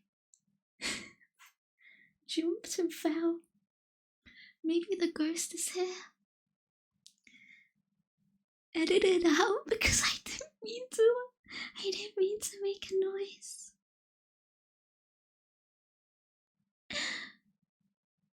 Stubby Rumbling ASMR is nice content. Shut up. I'm just hungry. Kidnapping Kiwi Slot. I'll eat after stream. I'll eat after, okay? It's fine. Can I trust with ASMR, solution? It wasn't that loud, right? It wasn't that loud, right? I didn't mean to. I simply can't stop it. Wait, I'm gonna get water though, because if I don't drink, it hurts my voice. Okay, it was quite a good. I thought it was really loud.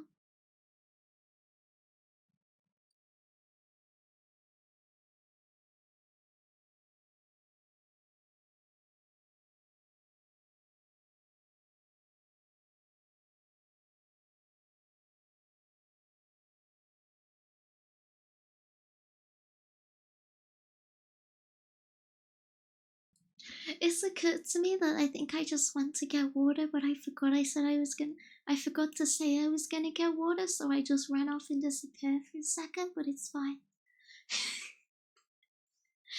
I don't know if I said it. Okay, for a second I thought I said it in my head, and I was like, wait, oh no. Okay, this bill is supposed to make fun of it for being hungry. It's actually so weird. Just.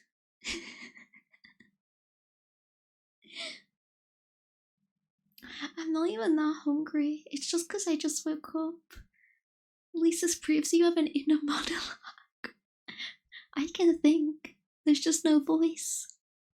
This so-called professional streamer, yeah, I'm sorry. I'm never gonna make it. I'm so unprofessional. Not an NPC. Wait, what do you mean? Like, you know when people can hear like an actual voice in their head? Like that.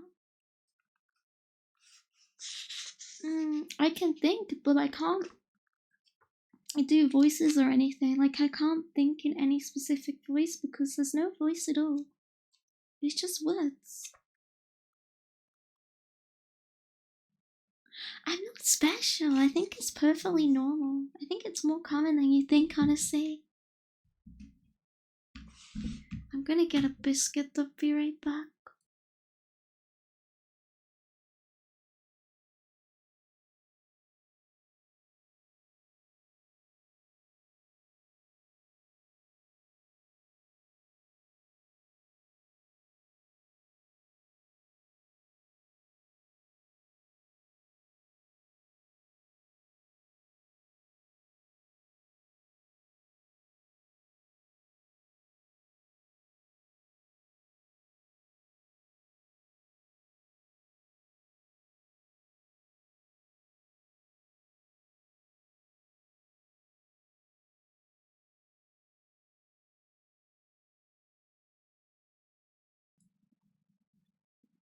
Okay.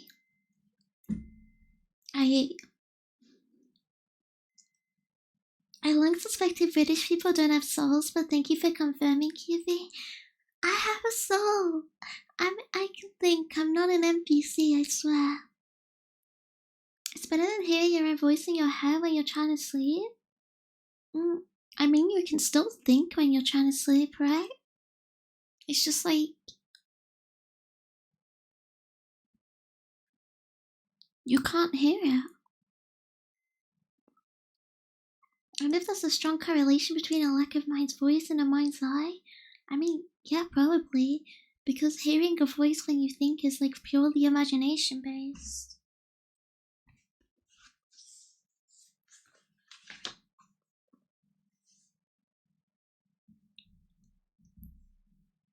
I have a really strong clear imagination. Yeah, I can't hear anything or see anything at all. Really?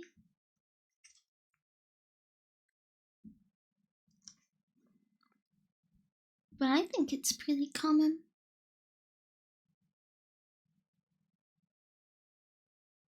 It's actually separate. I knew a guy who said he can hear things really strongly but had no inner monologue. How can you have no inner monologue when you can hear things? So that's so weird. Surely being able to, like, think is the concept of having an inner monologue in some form.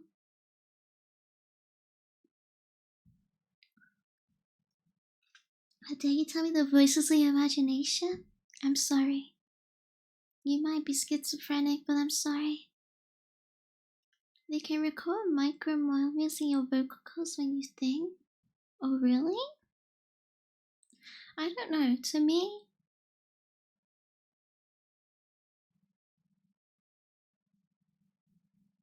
it's just a little confusing.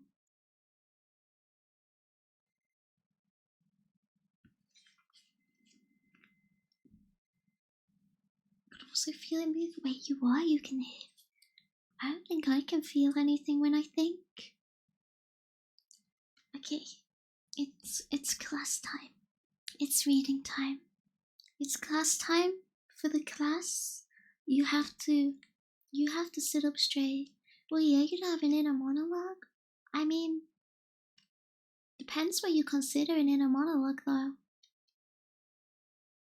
Because I can think perfectly fine.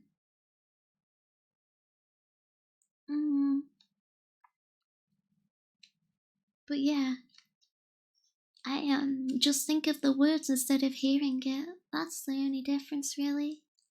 You're thinking in abstract terms. I don't think it's more abstract. It's just really thinking the way you speak. But there's no voice. It's like in the same way you could read a book, I guess there's no voice. But like, the words aren't abstract.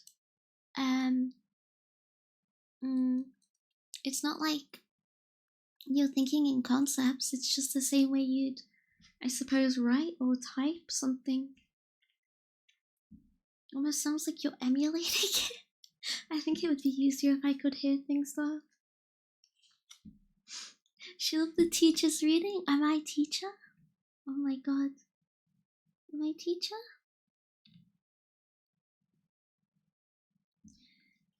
Pretty impressive. Definitely sounds similar to how I picture things. Can imagine how something is supposed to look. I just can't see it. Yeah, that's how I feel when I try and picture things too. I can. But I think it's a lot more abstract when I try and picture things just because of like what it is, I guess. Let the little I'm not a nerd. What do you mean let the little nerd mean? I can rotate it and know what direction it goes, but it's so hard. Oh yeah, I can't rotate the apple in my hand. I have to sit there and like mathematically work out how it would rotate rather than just think about it. Okay, reading time, reading time. Let me read Judgment.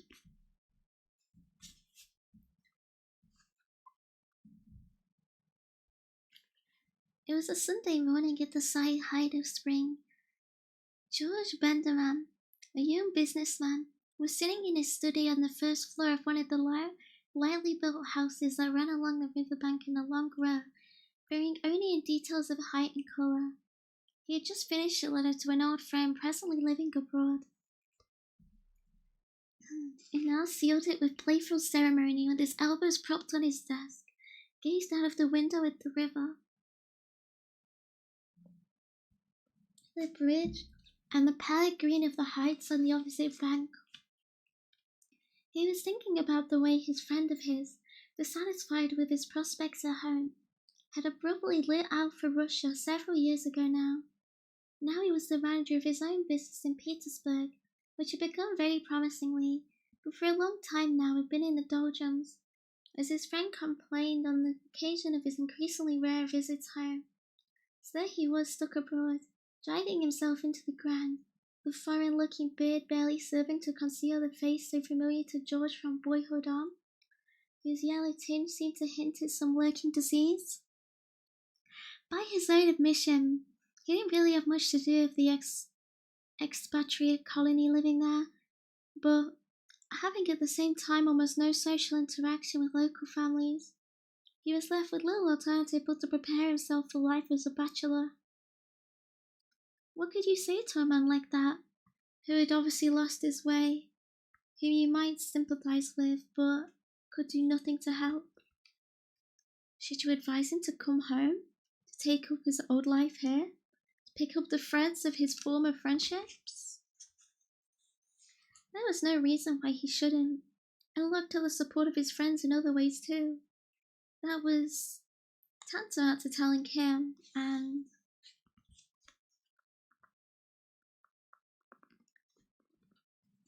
wait, what? Oh, I skipped a page. And the more carefully one did it, the more wounding it was. Those endeavours so far had been a failure, and that he should call her out and come home, and thenceforth suffer himself to be stared at by everyone as a returnee, because it was only his friends who had known what to do with their lives, while he was an overgrown schoolboy. It would have been better to stick to what they, quite properly flourishing at home, now told him to do. Was it even certain that putting him through such torment would pay off in any sense? Perhaps Benderman wouldn't even be able to secure his return home. The man even admitted he no longer understood how people ticked here, and he would therefore be consigned to remaining abroad. Only further alienated from his friends and offended by their well-meaning advice. Whereas if he did take their advice and found himself, not deliberately, but merely by the way of circumstances, oppressed here, unable either to get on with his friends, or to get by without them, humiliated, now generally depatriated and friendless, would it not be better for him simply to remain abroad?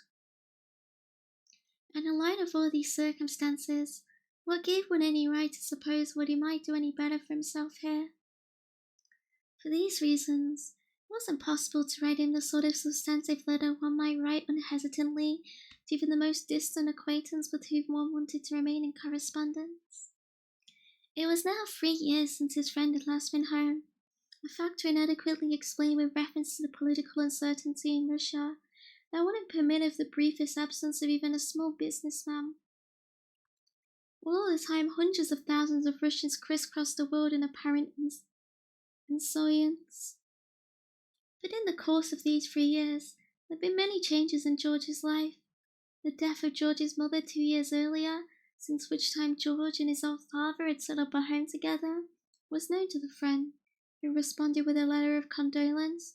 It was in such perfunctory matter-of-factness it could only be explained with reference to the fact that grief at such an event becomes unimaginable abroad. Since that time, however, George had applied himself to the business, as he had also applied himself to everything else, with new vigor and tenacity. It was possible that while his mother was alive, his father, by insisting on imagining the business entirely by his own lights, had stood in the way of him developing any independence. It was possible that since his mother's death, his father, while continuing to work in the business, had become a little more withdrawn, and it was possible, nay, probable, that certain fortunate coincidences were now playing their significant part. But what was incontestably true was that the business had unexpectedly boomed in the past 2 years. The number of employees was twice what it had been in former times. Sales had gone up 5-fold, and further progress was very much on the cards. But of all these developments his friend had no inkling. Earlier, once, perhaps in that letter of condolence, he had sought to persuade George to emigrate to Russia, and had spoken at some length of the prospects precisely for George's particular line of trade in Petersburg.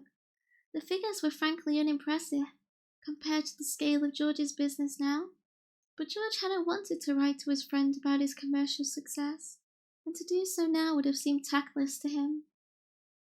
And so, George had confined himself to the retelling of insignificant trifles, in just the random way they happened to come into one's mind on a quiet Sunday.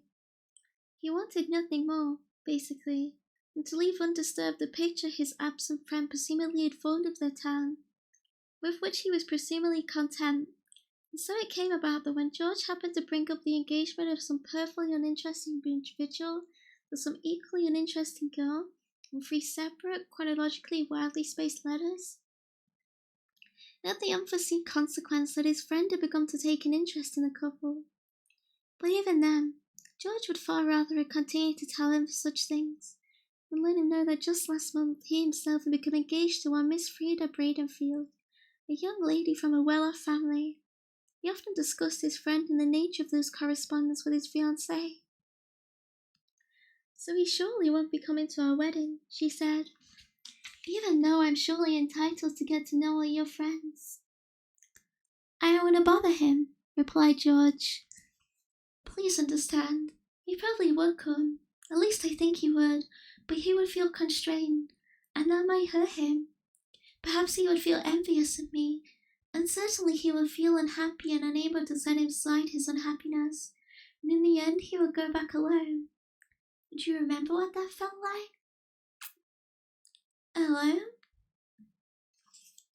Yes. What if he was to hear of our wedding some other way? That's something I'm unable to prevent, but it's hardly likely given the circumstances in which he lives. But Judge, if you have friends like that, you should never have become engaged in the first place. Well, you and I are equally to blame there, but for myself, I wouldn't have it any other way. And when, slightly gasping under the weight of his kisses, she had managed to say, "Well, I still feel offended," he felt decently able to write to his friends to inform him of everything. I am as I am, and that's all there is to it, he said to himself. I can hardly take a pair of scissors to myself and cut out a different person who might be a better friend to him. And so it was that the long letter he wrote to his friend on a Sunday morning, he informed him of his engagement in the following words.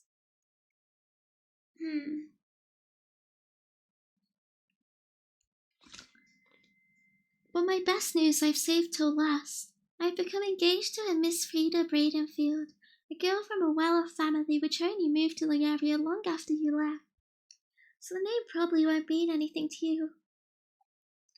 There will be plenty of opportunity in due course to tell you more about her, but today let me just say that I am very happy that the only change I anticipate in our mutual friendship will that instead of a perfectly ordinary friend, you'll find you now have a happy friend. Moreover, in the person of my fiancée, who sends you her warm regards, you will have a confidant, which, for a bachelor, is not without significance. I know there are always a lot of obstacles standing in the way of a visit from you, but might not my wedding be just the occasion for you to set aside all these impediments? But leaving that aside, please act without regard for us, and only as you think fit. With this letter in hand, Georgie remained seated at his desk, facing the window, for a long time. To an acquaintance, who had waved up to him from the street in passing, he responded with a preoccupied smile. Finally, he put the letter in his pocket and, leaving his room, crossed a little passage to his father's room, in which he hadn't sat for some months. There was no particular occasion for him to have done so, because he had regular dealings with his father at work.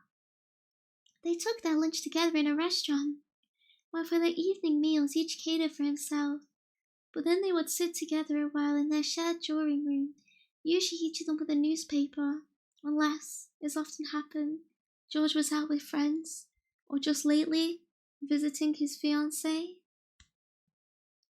George remarked at how dark his father's room was, even on such a sunny morning.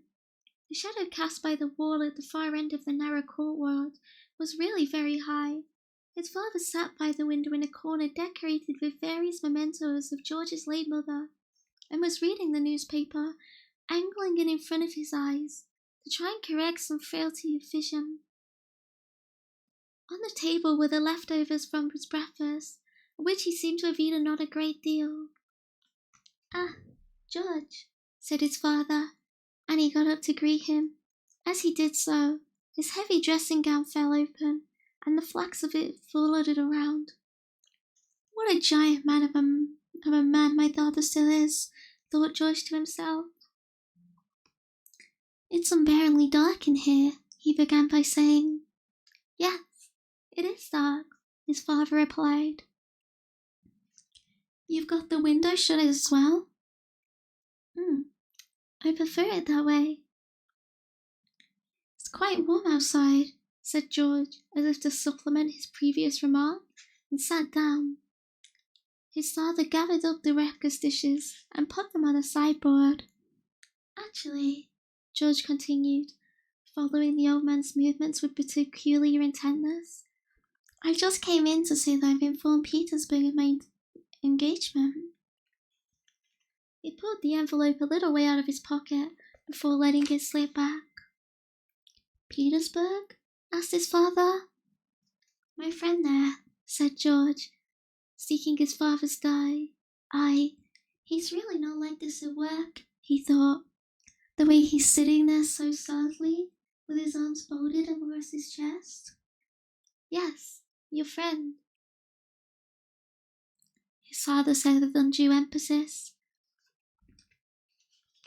You remember, father, that I first wanted to keep quiet to him about my engagement, merely out of forbearance, not for any other reason. You know he's a difficult person. I told myself, it's one thing if he gets to hear of my engagement from some other quarter, but given the retired manner of his life, it's hardly likely. I can't prevent it, but he's not to hear about it from me. And now you've reconsidered that position? Asked his father, laid the large newspaper down on the window seat, then on top of his glasses, which he proceeded to colour with his hand. Yes, I've reconsidered. If he is a good friend of mine, I said to myself, then my happiness in becoming engaged should afford him some happiness as well. And therefore I no longer hesitated to tell him, but before taking my letter to my post, I wanted to inform you. George, said his father, and drew his toothless mouth very wide. Now listen to me. You've come to talk to me about this matter, to get my advice. That does you credit, no question, but it means nothing, less than nothing. You don't tell me the complete truth now. I don't want to stir up matters that don't belong here. Since the death of your dear mother, there have been certain unlovely developments. Perhaps the time has come to talk about them. A little earlier than we might have expected.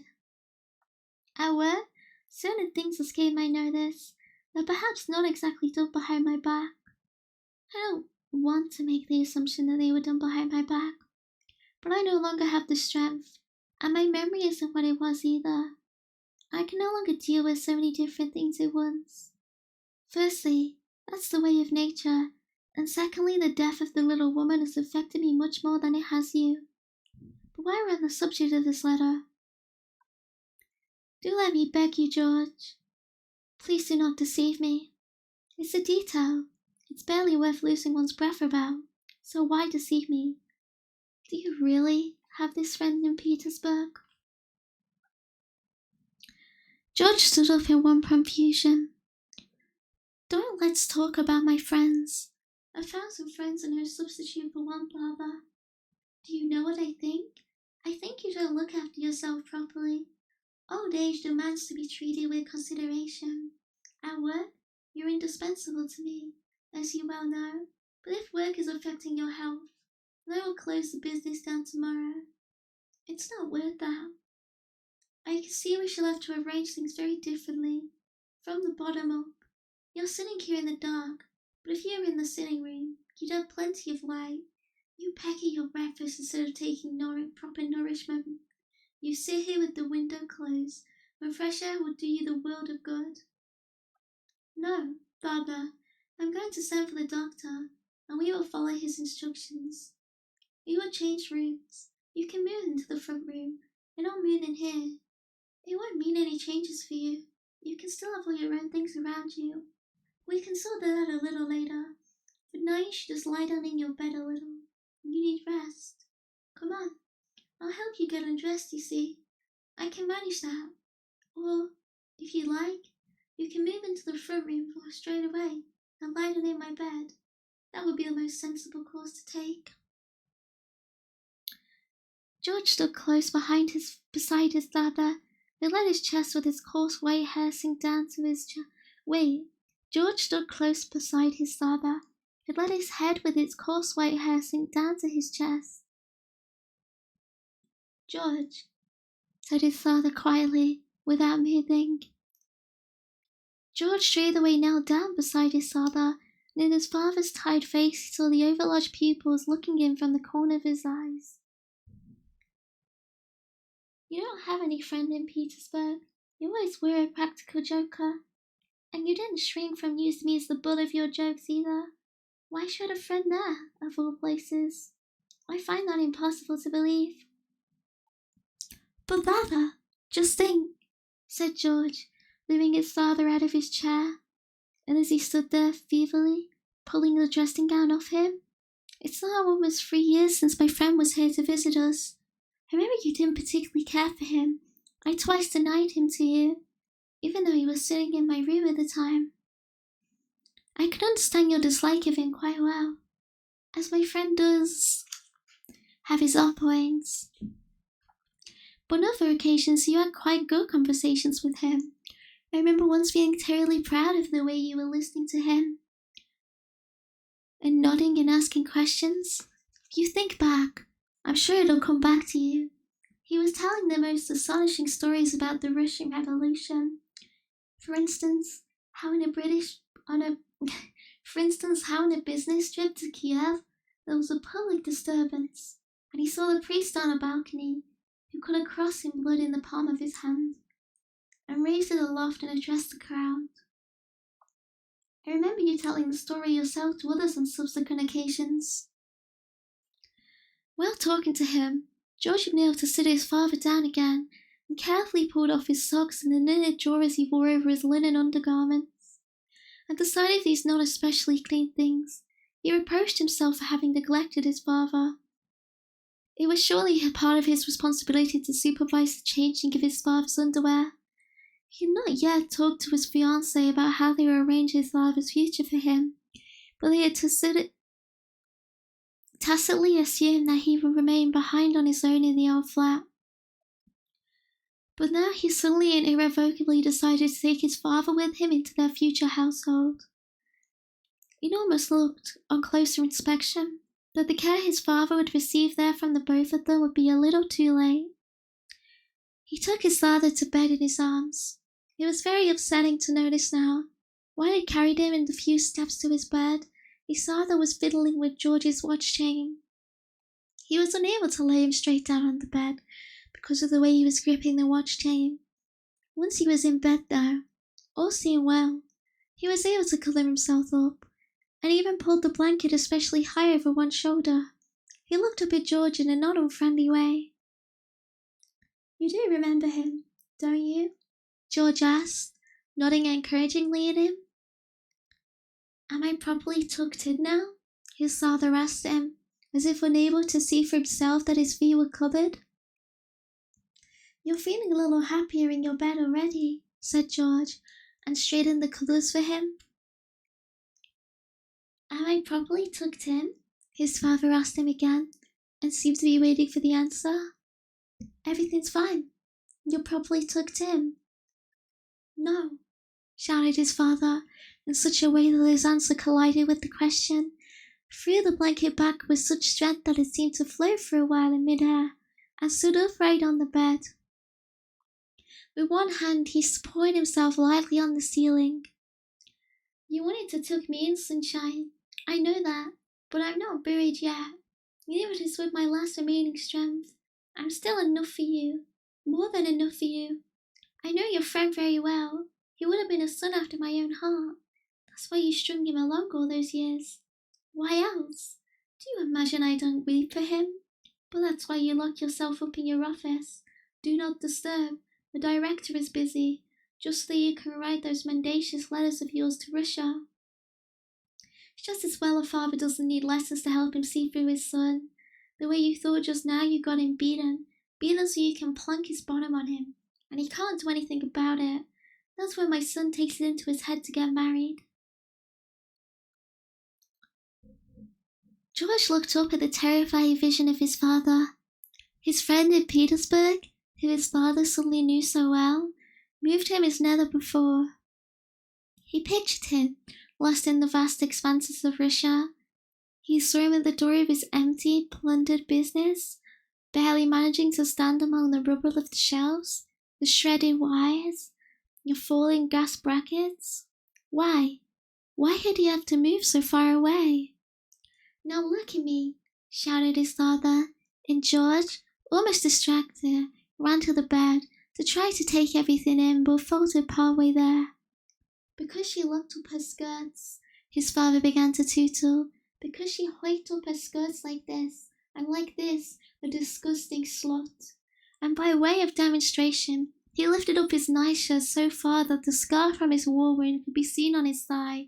Because she hiked up her skirts like this, and like this, and like this, you nuzzled up to her.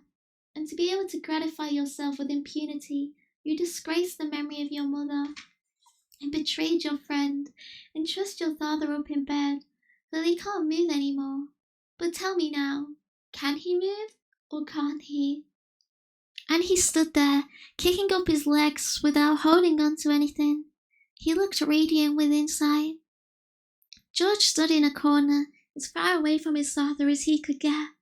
A long time ago, he had determined to observe anything absolutely precisely, so that nothing could take him by surprise, whether from behind, or from above, or wherever. Now he remembered this long-since forgotten resolution, and quickly forgot it again, like someone pulling a short thread right through the eye of a needle. But your friend wasn't betrayed at all, shouted his father, and his wagging finger supported him. I was his representative here. You play actor! George was unable to refrain from shouting. Straight away he realized the damage he had done. With staring eyes, but too late, he bit his tongue till he doubled over with pain. Yes, I was play acting, a good worm. What other country remains for an old widow of a father? Tell me, and while you think about your reply, you can remain my living son.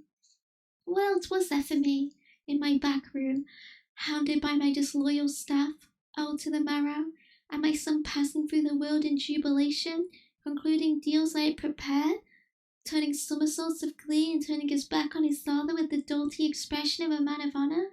Do you imagine I didn't love you? I, from whom you sprang? Now he's going to lean forward, thought George. I wish he would thaw down and break into little pieces. The phrase hissed through his brain. His father did indeed lean forward, but he didn't thaw. As George didn't come nearer, as he expected he would, he straightened himself up again. Stay where you are. I don't need you. You think you have enough strength to come here, and are merely staying there because that's what you've chosen to do. You are mistaken. I am still by far the stronger of us. Alone, I have a right to give best to you, but your mother left me all her strength. I made a wonderful pact with your friend. I've all your customers right here in my pocket. So you've even got pockets in his shirt? George said under his breath. And though the remark would made his father impossible in the world, the thought came and went, as everything did, because he was continually forgetting everything. Just you try slipping your arm through fiancés and coming to meet me. I'll swear her away from you. You have no idea. George pulled a face, as though of disbelief. His father merely nodded towards George's corner in confirmation of what he had said. How you amused me today when you came along and asked me if I should tell your friend about the engagement. He knows everything, you silly boy. Everything. I wrote to him, because he forgot to deprive me of my writing implements. That's why he hasn't come for years. He knows everything 100 times better than you. In his left hand he crumples up your letters unopened, while in my right, when his right he holds mine in front of him to read. In his enthusiasm, he swung his arm over his head. He knows everything 1,000 times better, he shouted. 10,000 times, said George, to mock his father, but even as he spoke them, the words sounded deadly earnest. For years I've been waiting for you to approach me with your question. Do you think anything else had the least interest in me? Do you imagine I read the newspapers? Here. And he tossed George a page from the newspaper, which had somehow been carried into bed with him. An old newspaper, with a name that didn't sound at all familiar to George. How long you dilly-dally before reaching maturity. Your mother was unable to witness the joyful day. She had to die first. Your friend is going under in Russia. 3 years ago he was so yellow he was obviously not long for the world. And as for me,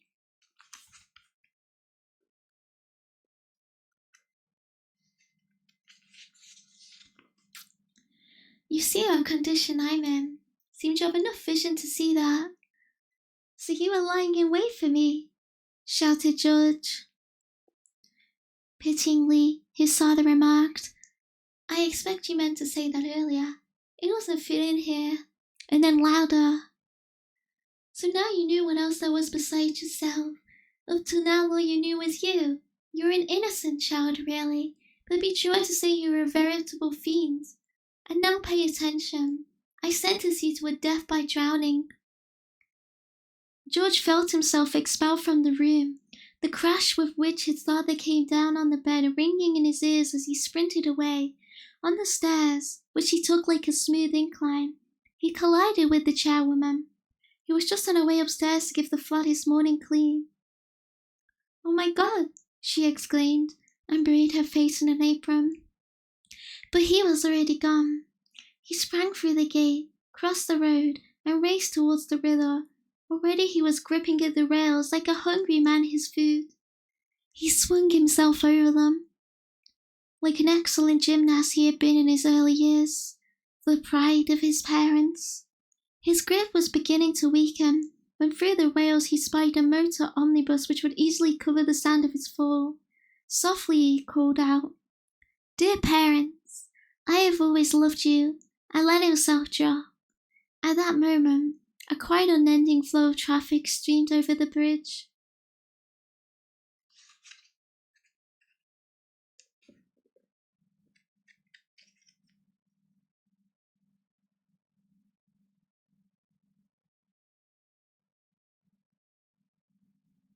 R.I.P.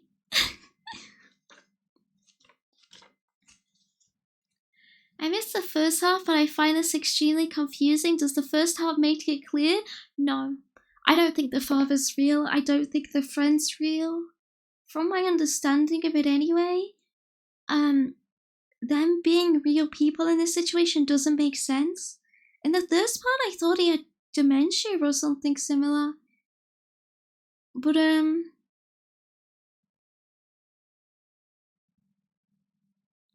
I don't know. Yeah, I think the father is just a metaphor. Is the wife real? I don't know if the wife nobody gets to be real here, I think. Nobody is allowed to be real anymore.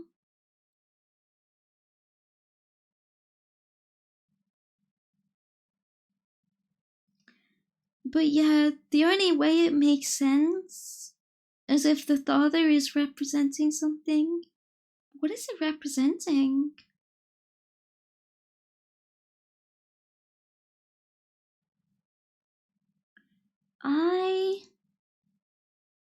I'm reading it again, but I don't know.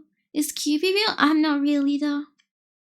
I'm just like the wife.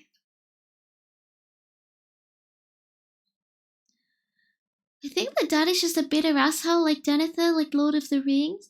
But the son's interactions with that father make no sense with him as a real person. Especially when the son goes and kills himself, like immediately after. It seems more like something inside his head.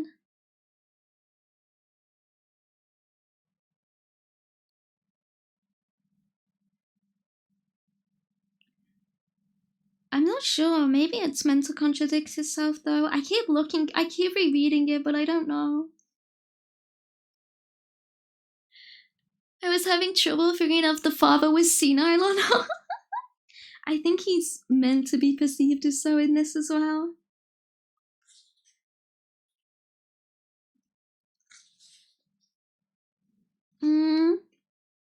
A bit confused. I'd have to read it again. Yeah, I'm looking at it, but it's a really weird relationship.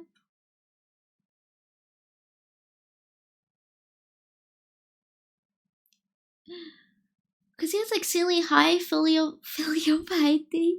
He is to show that his dad hates him even if his dad is mental. Maybe, but he doesn't seem that unusual until he speaks to his father, no?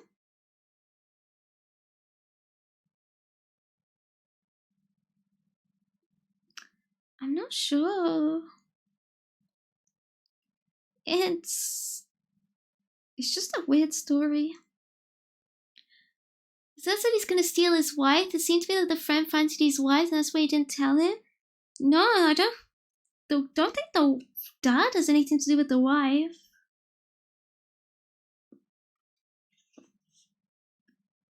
Hmm.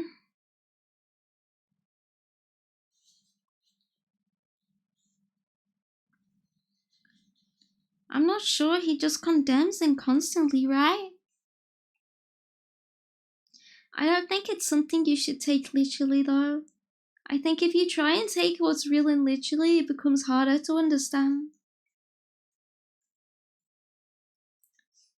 The only reason I can think of it killing herself is his friend wrote to him knowing things would ruin his life. Just take your bride on your arm and try getting in my way. Sleep away from your very side, you don't know how. That's translated differently for me as well.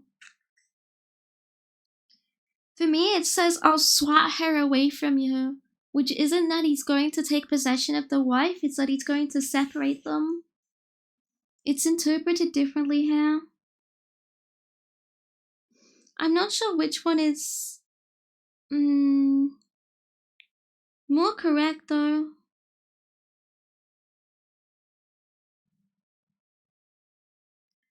But I don't believe you should treat these as real people in that sense. I think you should. I still think it's all him, and you should treat them as like, I guess, like different manifestations of the self, right? That's how I interpret it. That's the only way it makes sense to me, and maybe I'm like super duper off because I don't know exactly how you interpret it as like completely as different parts of the self yet. But maybe if I read it more I'd figure it out. But that's the only way I could think you can start to understand it.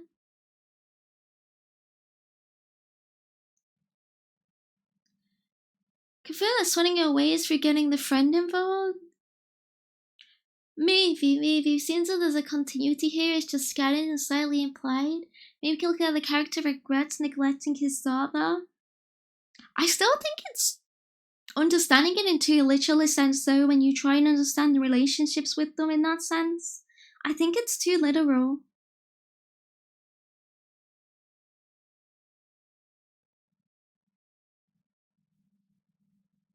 He like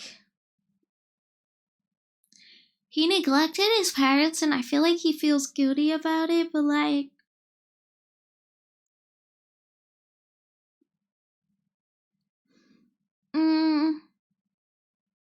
I still think you should apply that onto him as him himself rather than the father is in a familiar relationship.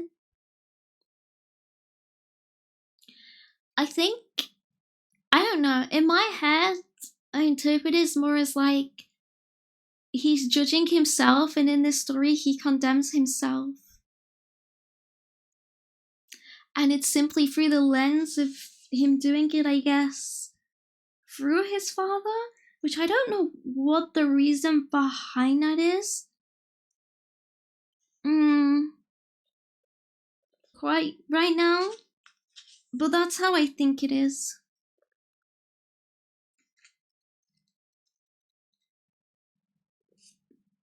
That's what makes sense to me anyway. We interpret the current father as one of the self is the character neglecting himself? Yeah, potentially. I'd have to look up how people have like tried to interpret this to like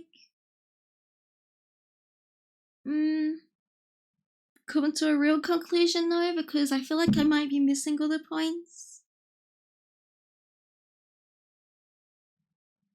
Hi Razia. What if we do look at the story in literally, it does have a real continuity here, but it won't continue, right? So it's like I feel like you have to understand it as it is.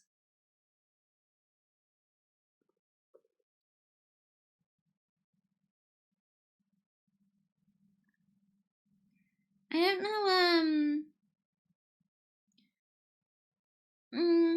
the presence of the wife here though, I don't know. I don't know how much I don't know how much like value in the story the fact that it's based on him talking about his marriage. Wait, you should place on that, I guess. Um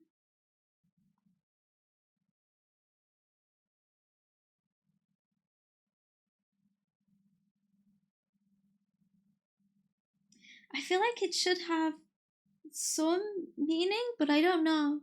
Seems like the suicide side is a metaphor, isn't it? Well, yeah, I think everything in this is metaphorical in some sense. Otherwise, you'll literally look at it and be like, "This makes no sense. This is a fever dream." But I think when you consider that the title is the justice, it's has to be like a metaphor for condemning yourself, right? The events that occur make sense. I went back to the start and realized the business wasn't going well. Friend known about everything all along. Could be something about finally accepting something you've been lying to yourself about. Yeah, maybe. Maybe you like accept that and then he like judges himself for it. Maybe like that. And like the suicide is like I guess like a conclusion to his judgment in it. Because it's part of saying he knew all along and his friend knew all along. And if you yeah, I guess if you think about it, it's like facets of the self itself. I guess like inner self, ego, superego, id, however you want to interpret the self in this situation. Um Perhaps it's something he knows all along and doesn't want to accept. And once he comes to accept it, he judges himself for not coming to that conclusion earlier, I guess. It's a metaphor for yourself knowing a truth but ignoring it the whole time. That's what I think it could be. I think his dad sees the main character's recent success with his wife, due to the dad being lonely and grieving after his own wife dead. So he lashes out the irrational and angry way when he saw the position of powerlessness come. I feel like it's only that on like surface level though, right? Because that's how I understood it on surface level, and then I was like, doesn't make sense. Doesn't make sense. Um, like on its own.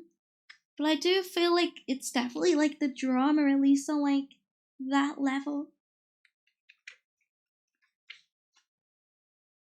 Mm-mm.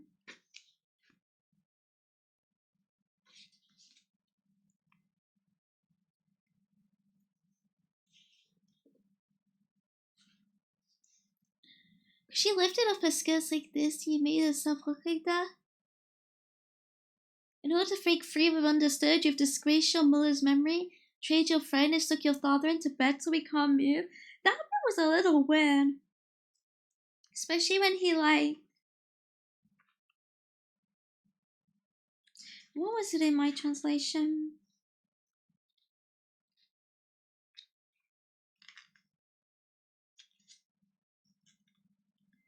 Because like he calls the wife a slut as too, so like clearly he places some blame on the wife here. So, but he seems very attached to the mother as a pinnacle of an ideal. So the wife can't be a representative of the mother here if she's treated as like the whore character in this situation, I guess. Interpreted as George feeling insecure of his own success due to his father's failures and failing health. His friend in St. Petersburg is about his father. His father is a jealous and bitter person. George is afraid to explain his engagement to his father. It's a reminder of his own dead wife. So he concocts this entire letter to his friend as a way to explain it. His father, of course, acts like a dick, and it makes George feel like he's drowning in his father's bitterness. Potentially, but then where does the whole part about going from is your friend real to your friend knew everything come in?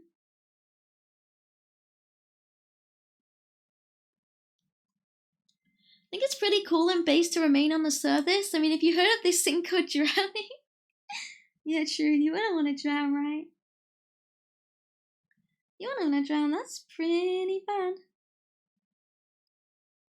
That's pretty bad.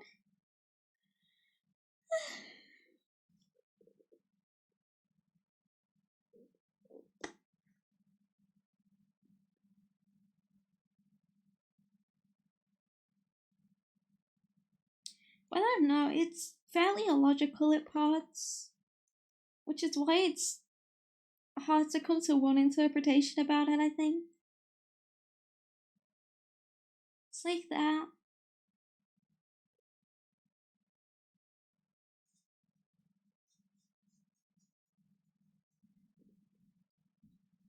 Whoever's question is the friend is real if he's just dancing around the queen shoe.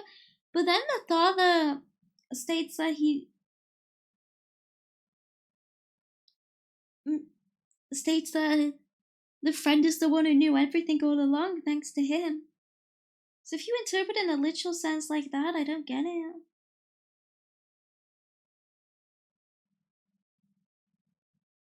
Maybe it meant, do you really have him as your friend? Maybe? I don't know. I'm not reading it in the original German, so I don't know. Hard to say. When his father says, actually, I know your friend, and your friend and I are besties, father is saying he knows George is alluding to him and humiliates him? Maybe. Potentially.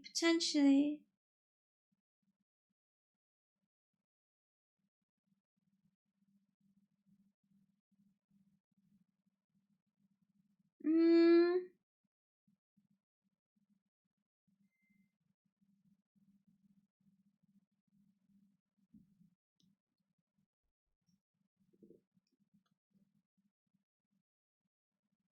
So of course I've been playing comedy. Oh, is that from this book? So they're just a very dominating and abusive person. George is very cowardly, intimidating, is it? Yeah, I guess it can represent both like a familial relationship and like a relationship between like the self, maybe.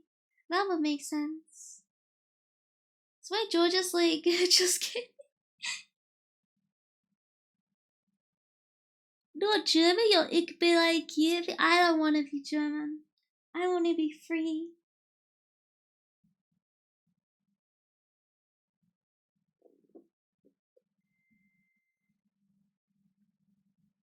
But I don't know, because if you think about it, Kafka talks about being a bachelor a lot. So it could be perhaps in relation to that, maybe he writes a lot of stories about um being lost as a bachelor or being alone, kinda, right? So I feel like you could think about it that way too. Maybe.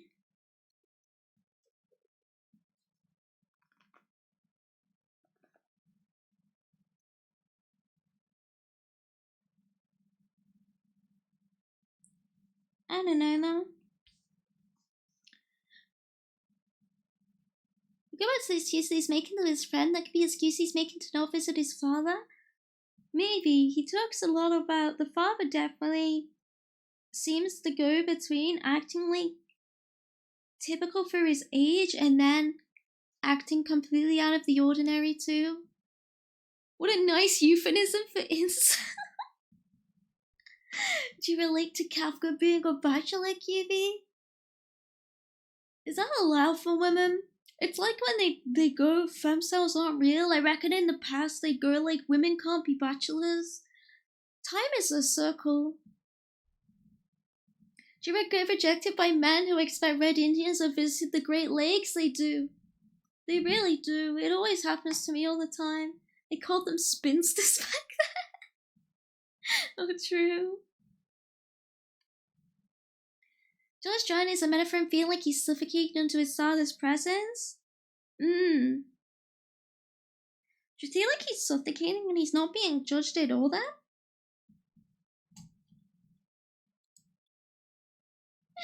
Joking aside, the dynamic is different, so women get it differently. Yeah, I guess that's possible too. Nowadays they're called cat ladies. I think cat lady is falling out of fashion as a term though. It's over for cat women. Spinsters have never even touched a wheel. Absolutely grim. I hope they can recall this too. So I think it's fine to say femcells aren't real, but it's definitely different from incels. I mean, yeah. It's societally different.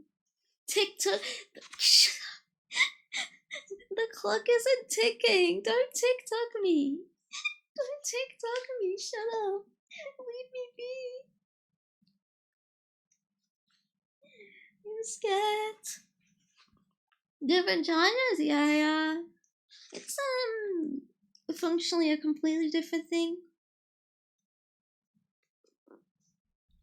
QVH Chinese scroll. Yeah, I love YouTube shorts instead. You know? Okay.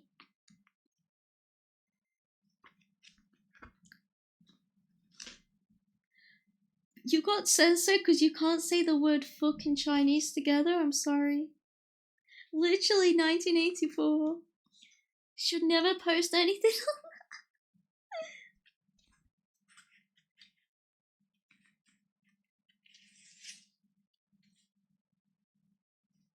Okay. Hey, YouTube Shorts now. I'm a respecter of the short format personally because I like killing my brain. Okay, I'm gonna read one more, I think. Maybe. Yeah, I think one more. It's pretty long though. It's like onto like the long form stories. So it's fairly long.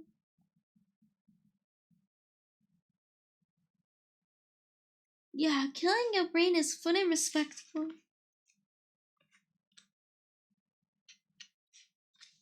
Okay, this is the Stoker. That's what they call me. They call me the Stoker. Wait. It's the 17-year-old Carl Russvan. He'd been sent to America by his unfortunate parents because a maid had seduced him and had a child by him, sailed slowly into New York Harbor. He suddenly saw the Statue of Liberty, which had already been in view for some time, as though in an intense of sunlight. The sword in her hand seemed to only just have been raised aloft, and the unchained wind blew around her form. So high, he said to himself, and quite forgetting to disembark, he found himself gradually pushed up against the railing by the massive throng of porters. A young man with whom he had struck up a slight acquaintance during the crossing said to him in passing, "Well, don't you want to get off yet?" "I'm already," said Carl, laughing to him. In his exuberance, and because he was a strong lad, he raised his suitcase up to his shoulder. But as he watched his acquaintance disappearing along with the others, swinging a cane, he realized that he had left his umbrella down in the ship. So he hurriedly asked his acquaintance, who seemed less than overjoyed about it, to be so good as to wait by his suitcase for a moment, took a quick look around for its subsequent orientation, and hurried off. Below deck, he found to his annoyance that a passenger that would have considerably shortened the way for him was for the first time barred, probably something to do with the fact that all passengers were disembarking. And so he was forced away instead to make his way through several numerous little rooms. Along continually curving passages allowed tiny flights of stairs, one after the other, and then through an empty room with an abandoned desk in it, until, eventually, only having gone this way once or twice previously, and then in the company of others, he found that he was totally and utterly lost.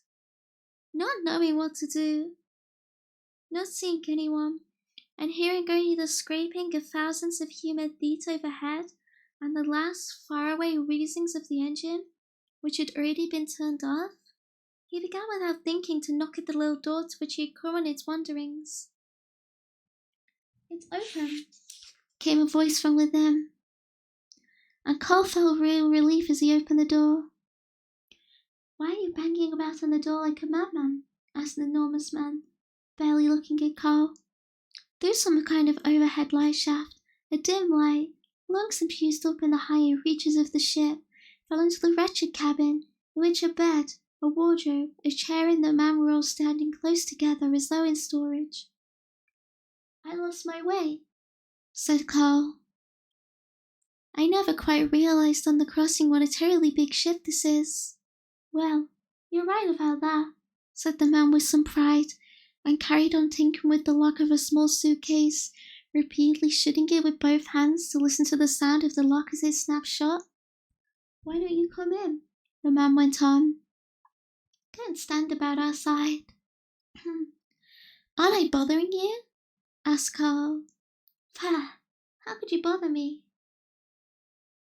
Are you German?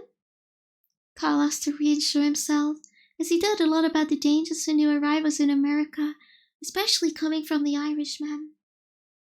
Yes, said the man. Still, Carl hesitated. Then the man abruptly grabbed the door handle and pulling it to, swept Carl into the room with him.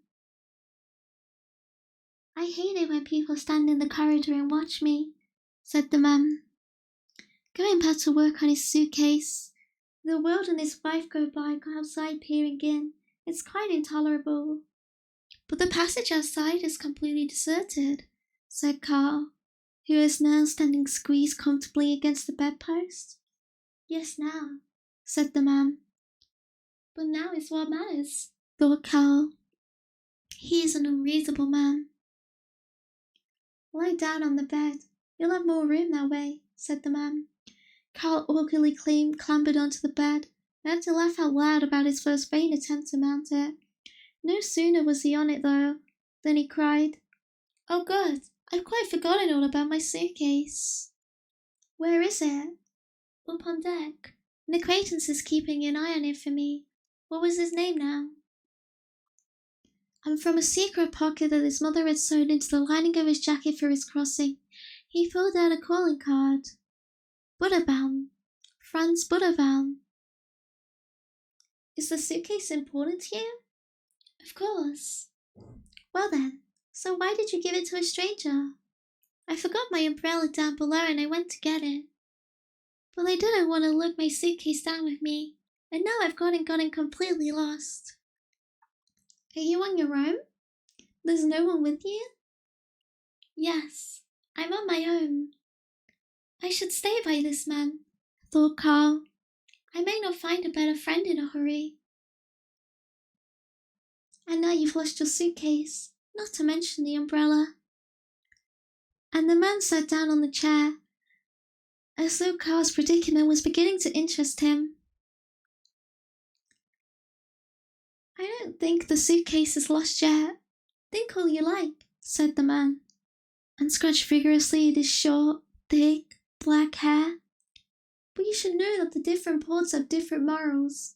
In Hamburg, your man, Butterbaum, might have minded your suitcase for you, but over here, there's probably no trace of them in either of them anymore. Then I'd better go back up right away, said Carl, and tried to see how he might leave. You're staying put, said the man, and gave him a push in the chest, that sent him sprawling back on the bed. But why? Asked Carl angrily. There's no point, said the man. In a little while I'll be going up myself, and we can go together.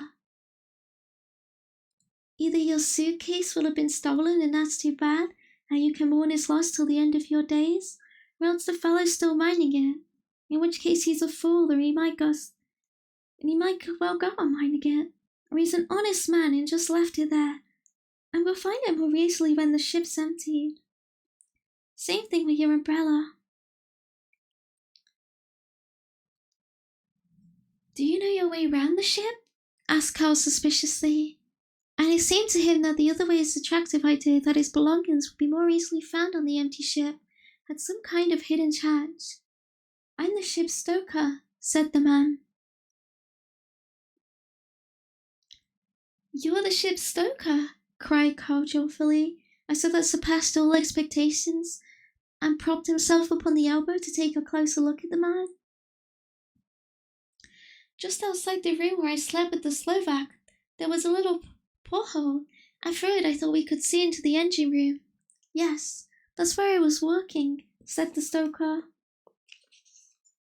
I love a drink. Hi, Penguin. Hi, Audi. I'm starting to think this is yaoi. Maybe the suitcase was a metaphor for Fujoshi if you really think about it.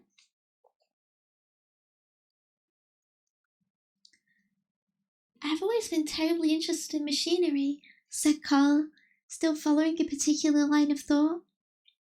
And I'm sure I would have become an engineer if I hadn't had to go to America. Why did you have to go to America? Ah, never mind, said Carl, dismissing the whole story with a wave of his hand.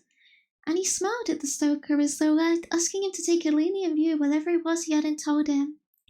I expect there's a good reason, said the stoker, and it was hard to tell whether he still wanted to hear it or not.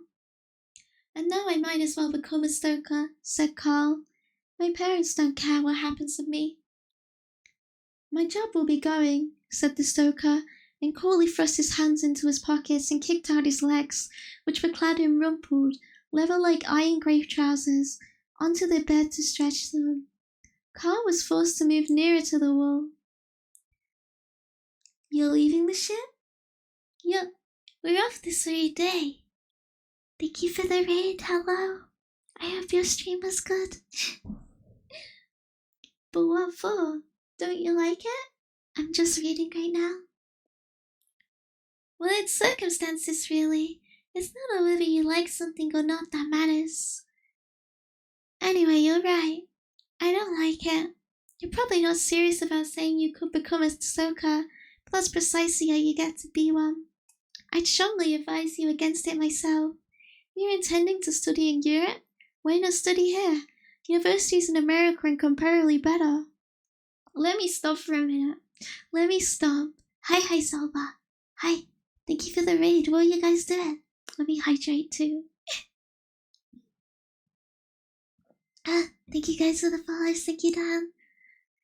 He really isn't just another man's package. Only in a wholesome way, though. A really wholesome way. Shark, thank you for the follow. I just amazed them, huh? Oh, nice. I hope it was good. Okay, let me carry on. That may be, said Carl, but I can hardly afford to study.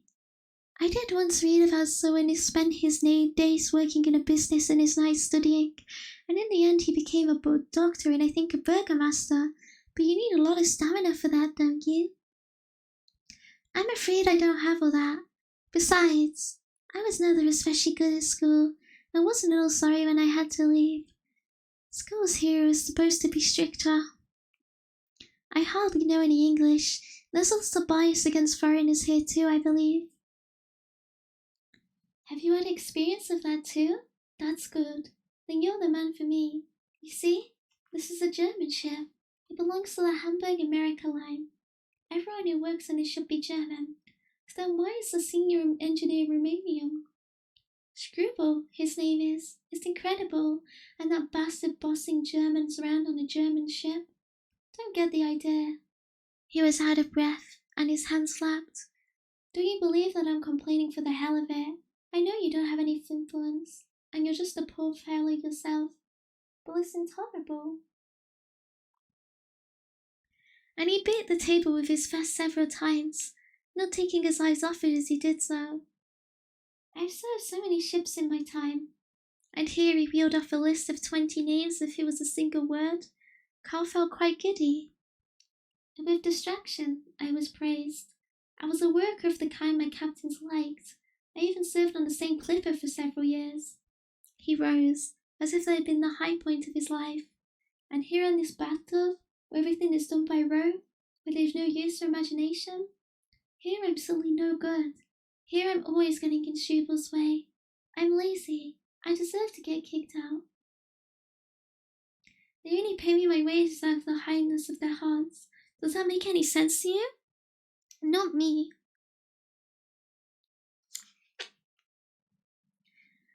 You mustn't stand for that, said Carl in agitation. He'd almost forgotten he was in the uncertain hull of a ship moored to the coast of an unknown continent.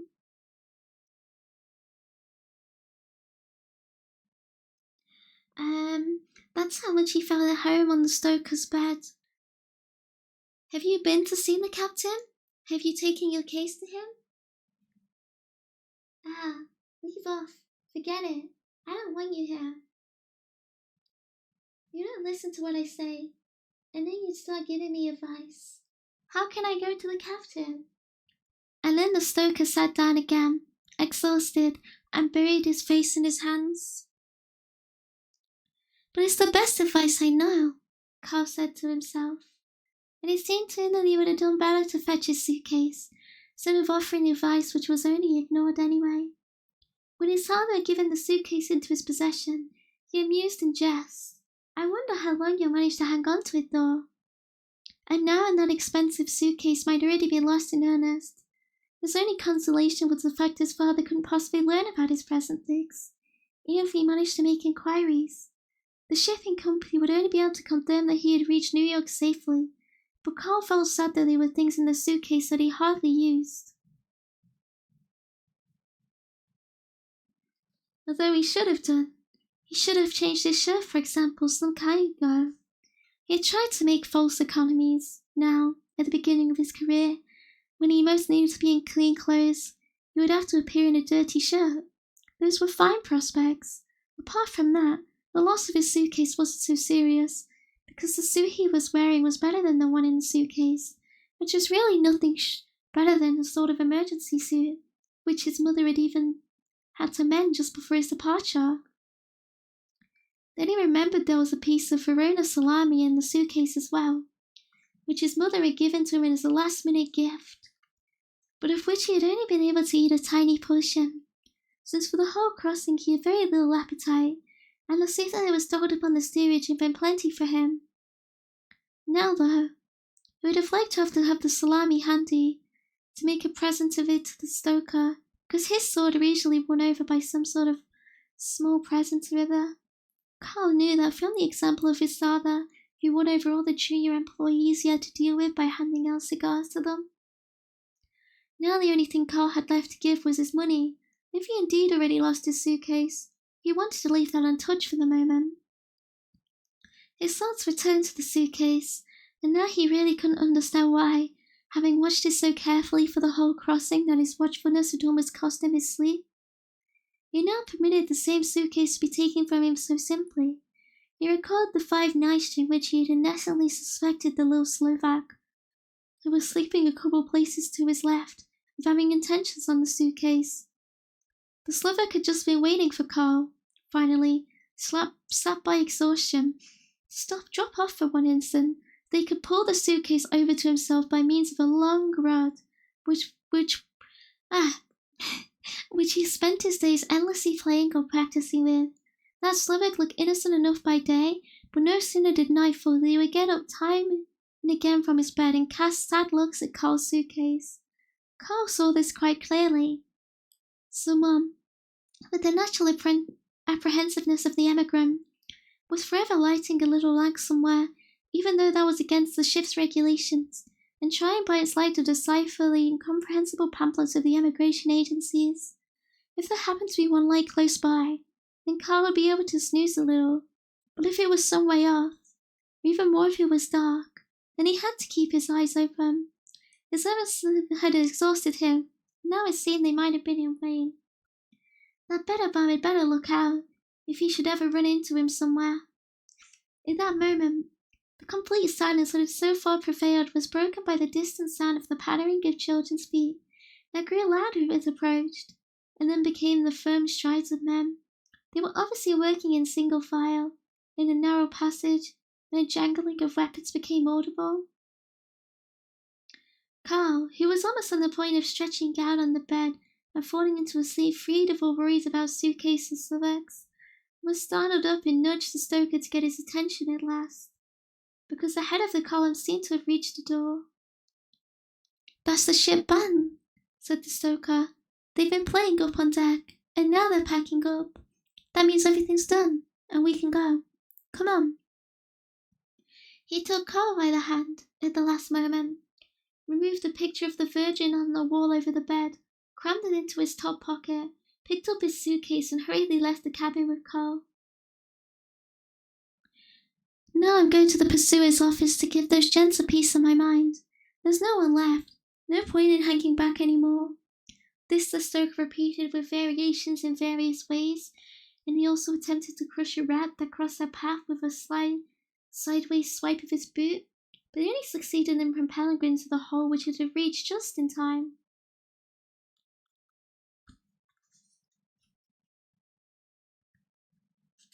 He was generally slow in his movements, for if his legs were long, they were also heavy. They came to a part of the kitchen where a few girls in dirty aprons, which they were spattering on purpose, were cleaning crockery in large vats. Let me hydrate. Hi, Azure. Hi, Kafka. Bye-bye, Dust.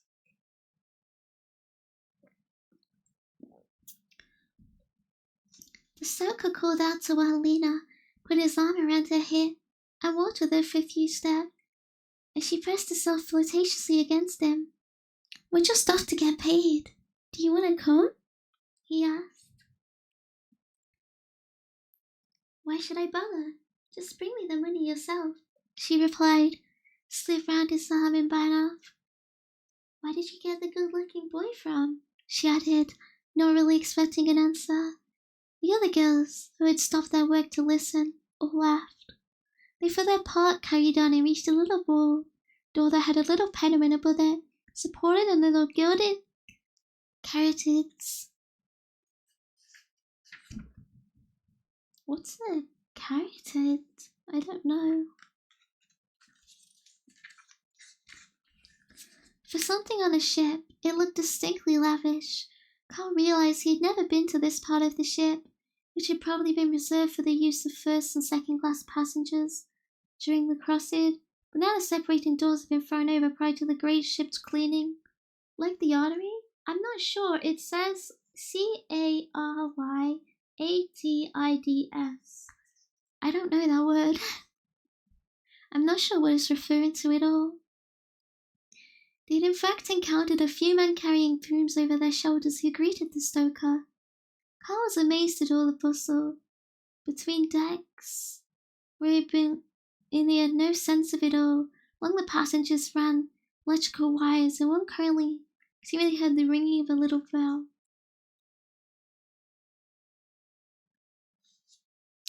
All right, spelled it right, yeah. It's spelled like that. Is it a sculpture? The stoker knocked respectfully on the door, and when there was a shout of "Come in," he motioned Carl to step in and not be afraid. Carl did so too.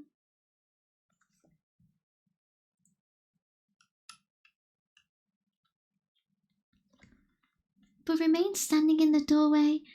Through the 3 windows of the room he could see the waves outside, and his heart pounded as he watched their joyful movement, as though he hadn't just spent the last 5 days doing nothing else. Great ships kept crossing paths, and yielded to the motion of the waves only insofar as they bulk around. If you narrowed your eyes, the ships seemed to be staggering under their own weight, and their masts were long but very narrow flags, which were pulled tight by the speed through the air, but still managed to be quite fidgety. Greeting shots rang out, probably from warships, the guns of one such ship not too far away, and quite dazzling with the some entirely horizontal movement. The smaller ships and boats could only be seen if they were some distance away, at least from the doorway, multitudes of them running into the gaps between the big ships. And behind it all stood New York, looking at Carl with 100,000 windows of its skyscrapers. Yes. You know who you were in this room. Seated at a round table were 3 men, one a ship's officer in a blue Marine uniform. The 2 others were port officials dressed in black American uniforms. On the table lay a pile of various documents, which were perused first by the officer with his pen in hand, and then passed on to the other 2, who would read, copy and file them away in their briefcases wherever one of them, making an almost incessant clicking noise with his teeth, wasn't dictating something in protocol to his colleague. A character is a sculpted female figure serving as an architectural support. Whoa. Okay, yeah, that's a really specific word. I get it now, though. Now I understand what it is.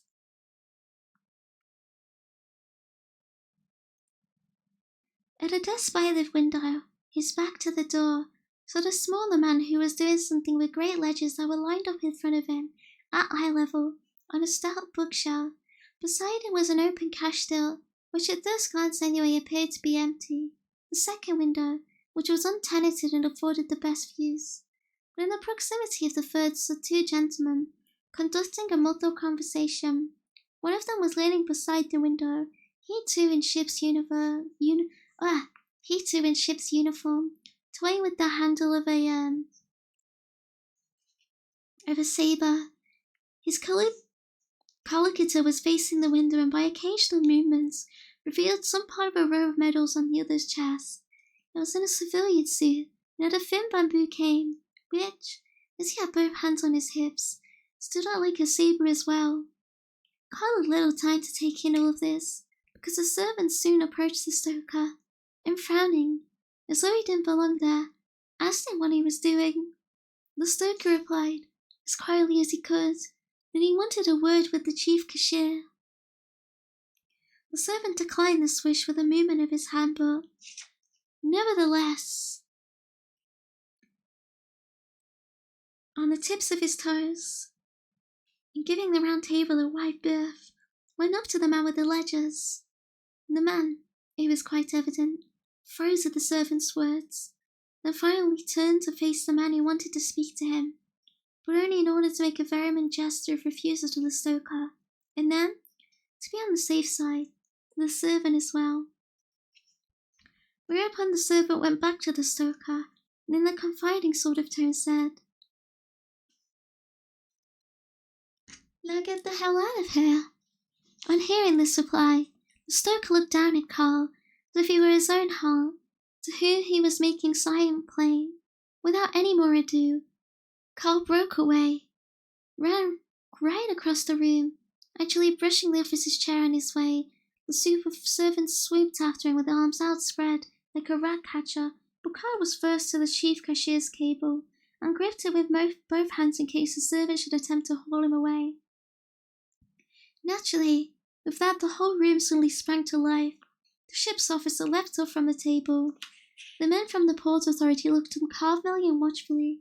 The two men by the window drew together, while the servant, who believed it was not his place to carry on when his superiors were themselves taking an interest, withdrew.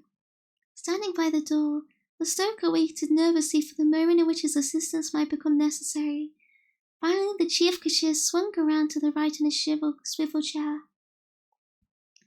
Carl reached into his secret pocket, which he had no fear of revealing to the eyes of those gentlemen, and pulled out his passport, which he had opened and laid out on the table, by a way of introduction. The chief cashier seemed unimpressed by the document, flicking it aside with two fingers, whereupon Carl, as through this formality had been satisfactorily concluded, pocketed his passport once more. I should like to say, he began, that in my opinion the stoker here has been the victim of injustice. There is a certain Scribble who oppresses him. He himself has served, to complete satisfaction, on many ships, which he is able to name to you. He is industrious, good at his work, and it's really hard to understand why, on this of all ships, where the work isn't excessively onerous, the way it is, for instance, on clipper ships, he should let anyone down. There can be only some slander that is the way of his advancement, and is robbing him of the recognition he should otherwise certainly not lack for. I have kept my remarks general, letting voice his particular complaints himself. Carl had addressed all the men in the office, because they were all listening, and the odds that one of their numbers should prove just were much better than the chief cashier should be the man. Cunningly, Carl failed to say that he'd only known the stoker for such a short time. He would have spoken far better if he hadn't been confused by the red face of the man with the cane, whom he could see properly, really from the first time, from his new position. Every word he says is true, said the stoker before anyone could ask, even before anyone looked at him. Such precipitateness on the stoker's part might have cost him dear, had not the man with the medals, who, as it had dawned on Carl, must be the captain, already decided for himself that he would listen to the stoker's case. He put out a hand and called out, "Come here," in a voice so firm you could have beat it out with a hammer. Now, Everything depended on the conduct of the stoker, for Carl had no doubt as to the rightness of his cause. Happily, it became clear that the stoker was well versed in the ways of the world. With exemplary calmness, he plucked from his little case a bundle of papers and a notebook, and completely ignoring the chief cashier as if there was no question of doing anything else, went straight to the captain and laid out his evidence on the windowsill. The chief cashier had no option but to join them there himself. "That man is a well-known querulant," he explained. "He spends more time in the office than in the engine room. He has driven that easy-going man Stubble to a state of despair. Listen, you." He turned to a stoker. "You're really taking your importunity a stage too far. The number of times you've been thrown out the accounts offices, quite lightly, with your completely and utterly, with no exception, unjustified claims. The number of times you've come from there straight to the head office here. The number of times we've taken you aside and quietly reminded you that Stubble is your immediate superior, and that you work to him and must deal directly with him. And now you barge in here with the presence of the captain himself, and you start pestering him. You've even the neck to bring with you this well-rehearsed spokesman for your stale grudges, in the form of this little chap here, who I've never even seen before."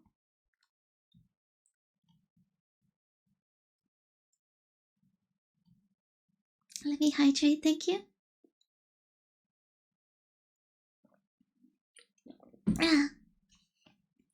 Carl had to restrain himself forcibly, but that was the captain, saying, "Let's just listen to the man, shall we? Stubbal's been getting a little too independent for my liking lately, just to say that I accept your case." This last remark was meant for the stoker. It was only natural he couldn't take his part at once, but things seemed to be going well. The stoker embarked on his explanations. Rarely else had he even managed to refer to Stubble as Mr. Stubble. What joy Carl felt, standing by the chief cashier's now deserted desk, repeatedly pushing down his little pair of scales for sheer delight. Mr. Stubble isn't just. Mr. Stubble favors the foreigners. I need a lozenge, hang on.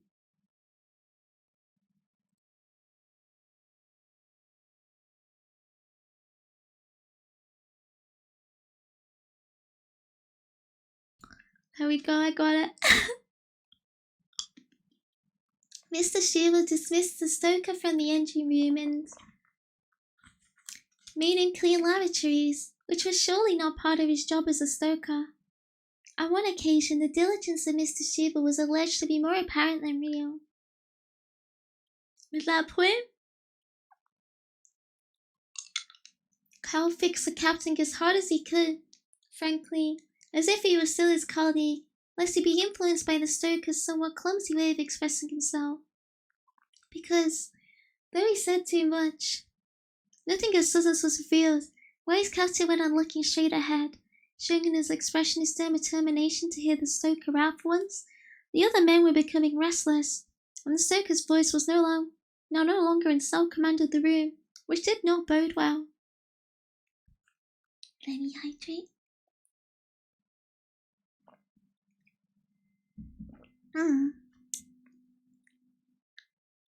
First of all, the man in the civilian suit activated his cane and began softly tapping it on the floor. Of course, the other men couldn't help looking in his direction now and again.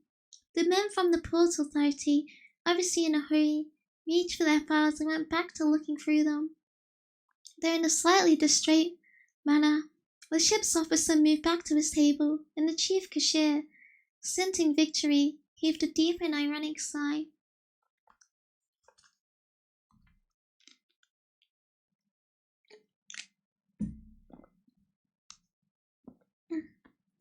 The only one unaffected by the general air of distraction that was setting in was the servant, who had some sympathy with the sufferings of the underdog at the hands of the powerful, and nodded earnestly at Carl as though to assure him of something. In the meantime, the life of the harbour was going on outside the windows. A flat barge carrying a mountain of barrels, which had been miraculously laden as not to start rolling, passed by and plunged the room into near darkness. Little motor boats, which Carl would have been in a good position to examine if he had the leisure, pursued their dead straight courses, responsive to every twitch of their hands. with the men standing up at their wheels. Strange floats surface occasionally from the turbulent water, only to become swamped again and sink astonishingly from sight. Boats from the great liners were rowed ashore by toiling sailors, full of passengers who obediently kept their places and sat quietly and expectantly, even though a few can refrain from turning their heads this way and that way to look at the changing scene. All was endless movement, a restlessness communicated by the restless element to helpless men in their works. I can't hydrate this much. Hello, you.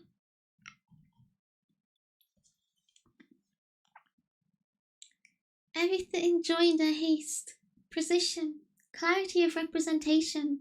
And what was the stoker doing? He was talking himself into a lather. His trembling hands could no longer hold the papers by the windowsill. He was deluged with complaints about Shuba that came to him from every direction, any one of which in his opinion would have sufficed to completely bury Shuba. But all he could put across to the captain was just a mishmash of all of them.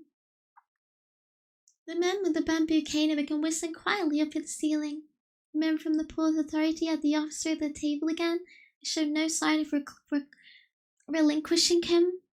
The chief cashier was obviously only constrained by the calm of the captain from the intervention he was all too eager to make. The surgeon was waking attention for an imminent order from the captain regarding the stoker.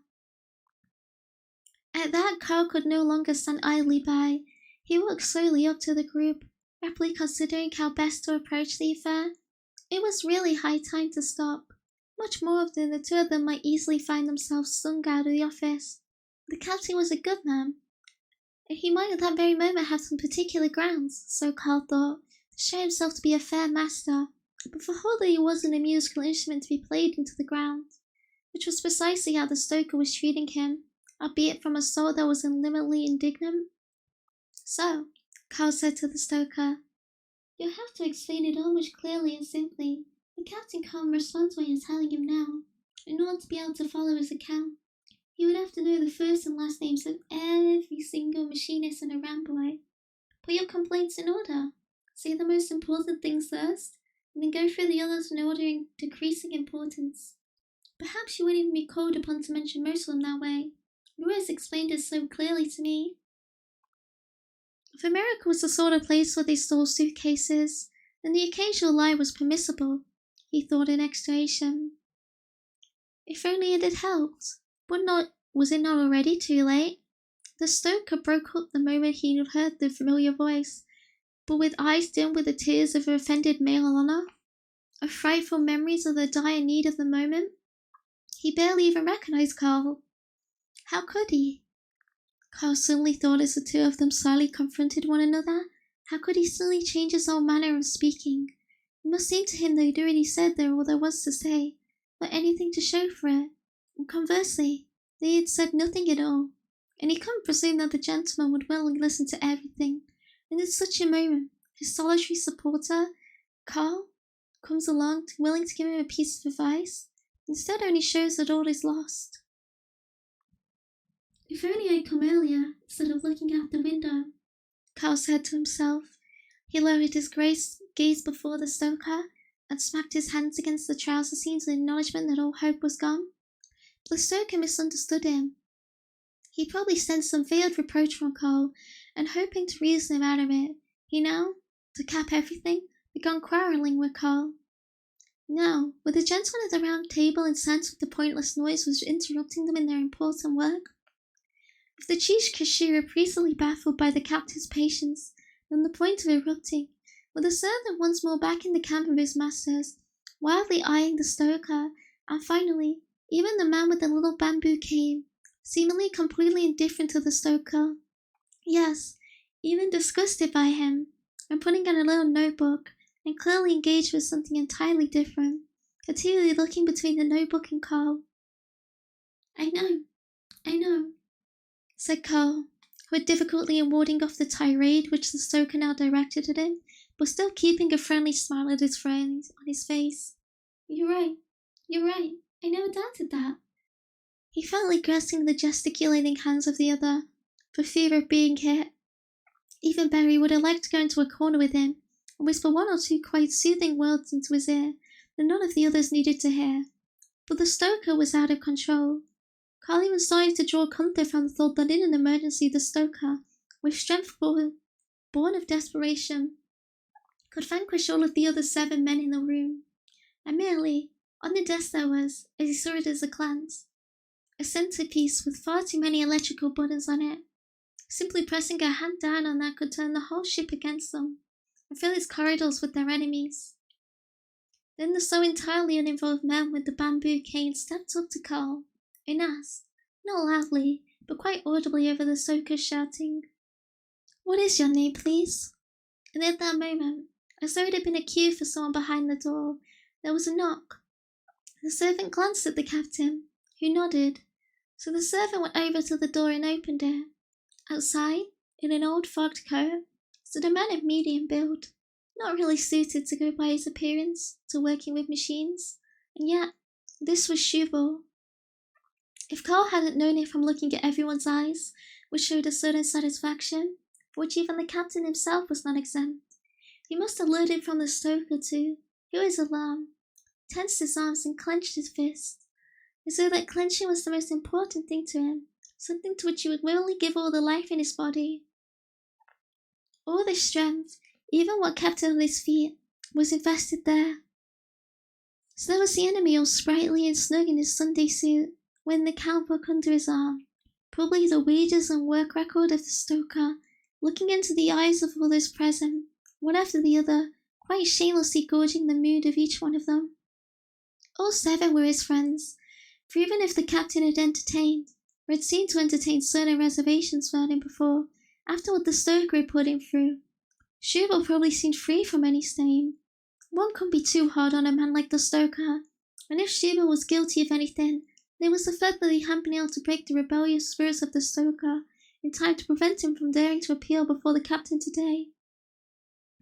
It was perhaps still reasonable to expect that the confrontation between the stoker and Shubal would have much of the same effect before this company as before a higher assembly, because even if Shubal was a skillful dissembler, he surely couldn't keep it right till the end.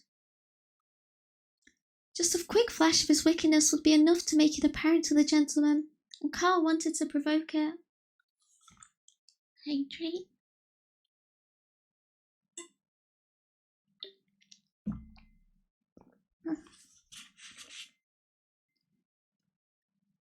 He was already acquainted with the respective activity, the weaknesses and moods of the company, so, at least from that point of view, his time here hadn't been wasted. Feeling the stoker had been in better shape, but he seemed completely out of commission. If Shubal had been dangled in front of him, he would probably have been able to split his hated skull open with his bare fist like a nut in a fin shell. But even to walk the few paces to reach him seemed to be beyond him. Why had Carl failed to predict the wholly predictable eventuality that Shubal would at some stage present himself in person, even under his own stream, or else summoned by the captain?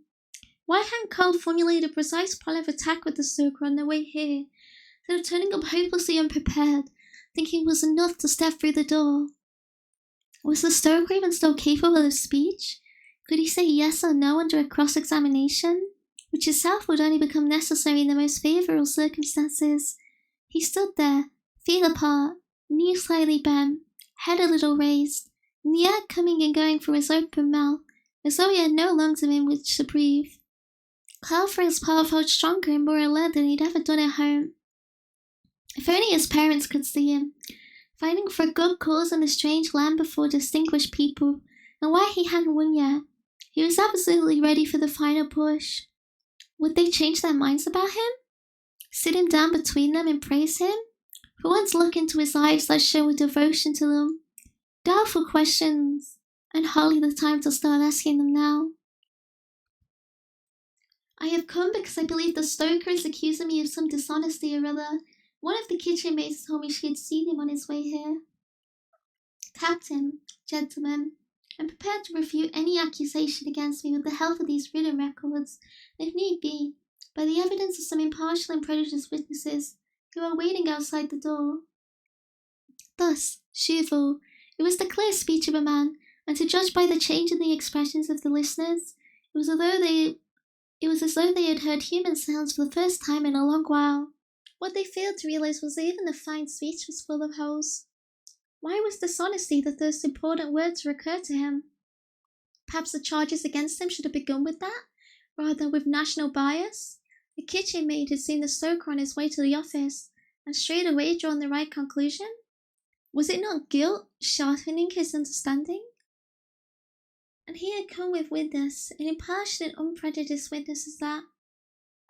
It was a swindle, one big swindle, and the gentleman suffering and thought it was a proper way to behave. Why had he almost suddenly allowed so much time to elapse between the maid's report and his arrival here, if not for the purpose of letting the stoker so tire everybody out that he lost the power of judgment, which was what Sheba would have had good reason to fear, had he not been loitering behind the door for a long time, and only knocked when that long gentleman's relevant question suggested to him that the stoker was finished. It was all so clear, and in spite of himself, Sheba only confirmed it. But the gentlemen still needed to have it put up to them even more unambiguously. They needed shaking up. So Carl, hurry up and use all the time just before the witnesses appear, and muddy everything. Just at that moment, though, the captain motioned to Stubble enough, and he, his affair for the moment put back a little, promptly walked off and began a quiet conversation with the servant, who had straightway allied himself with him, conversation not without his share of sidelong glances at the stoker and Carl, and gestures of great conviction, seeing that Sheba was rehearsing his next big speech. "Didn't you want to ask the young man here a question, Mr. Jacob?" said the captain to the man with the bamboo cane, breaking the silence. "Indeed I did," he replied, thanking him for the courtesy with a little bow. And he asked Carl again, "What is your name, please?" Carl, believing it was in the interest of the principal cause to get the student question over with quickly, replied curtly and without, as was his habit, producing his password, which we would have to look for first. "Carl Rossman." "But," said the man addressed as Jacob, taking a step backwards with a smile of disbelief, "the captain too, the chief cashier, the ship's officer, even the servant clearly displayed an excessive degree of surprise on hearing Carl's name. Only the gentleman from the Port Authority remained indifferent. "But," repeated Mr. Jacob, and rather stiffly walked up to Carl, "then I'm your Uncle Jacob, and you're my dear nephew." "Didn't I know it all along?" he said to the captain, before hugging and kissing Carl, who submitted quietly. "What is your name?" asked Carl, once he felt he had been released, very quietly but politely, but quite unmoved, and trying to see what consequences this new turn of events might have for the stoker. For any moment there was at least no suggestion that Shubal could draw any advantage from it. "Don't you see you're a very young man?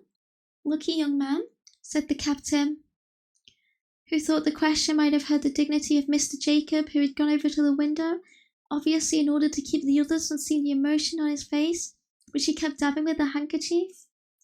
"The man who has presented himself to you as your uncle is the state councillor Edward Jacob. You now have a glittering career ahead of you, which you surely cannot have expected. Try to understand that, though it isn't easy, and pull yourself together." "I do indeed have an Uncle Jacob in America," said Carl to the captain. "But if I understood you correctly, it was the state councillor's son and that was Jacob." "That's correct," said the captain expectantly. "Well, my Uncle Jacob, who is my mother's brother, is Jacob by his first name, the son of his course the same as my mother's maiden name, which is Bendelmeyer."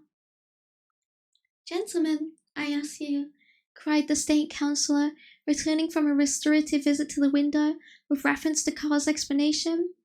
Everything, with the exception of the port officials, burst out laughing, some as though moved, others more inscrutably. "What I said wasn't so foolish," thought Carl.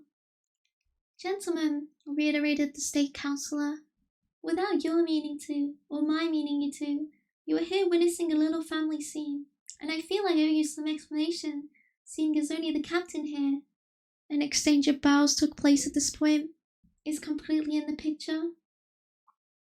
Now I really must pay attention to every word, Carl said to himself. He was glad when he saw at the corner of his eyes that animation was beginning to return to the figure of the stoker.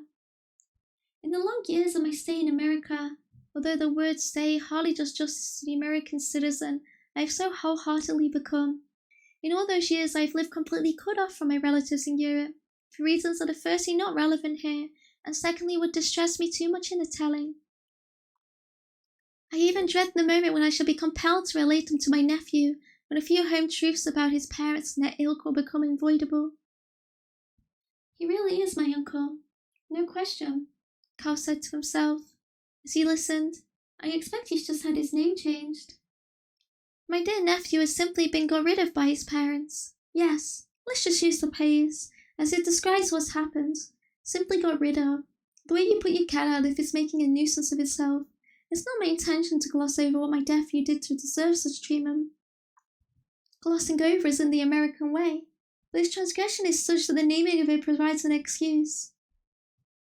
That sounds all right, thought Carl, but I don't want him to tell them all. How does he know about it anyway? Who would have told him? But let's see, maybe he does know everything. What happened? The uncle went on, resting his weight on the little bamboo cane and rocking back and forth a little, which robbed the matter of some of the unnecessary solemnity you would have had otherwise. What happened is that he was seduced by a maidservant, one Johanna Brummer, a woman of some 35 years of age. And using the word seduced, I have no wish to insult my nephew, and it's difficult to think of another word that would be applicable. Let me hydrate.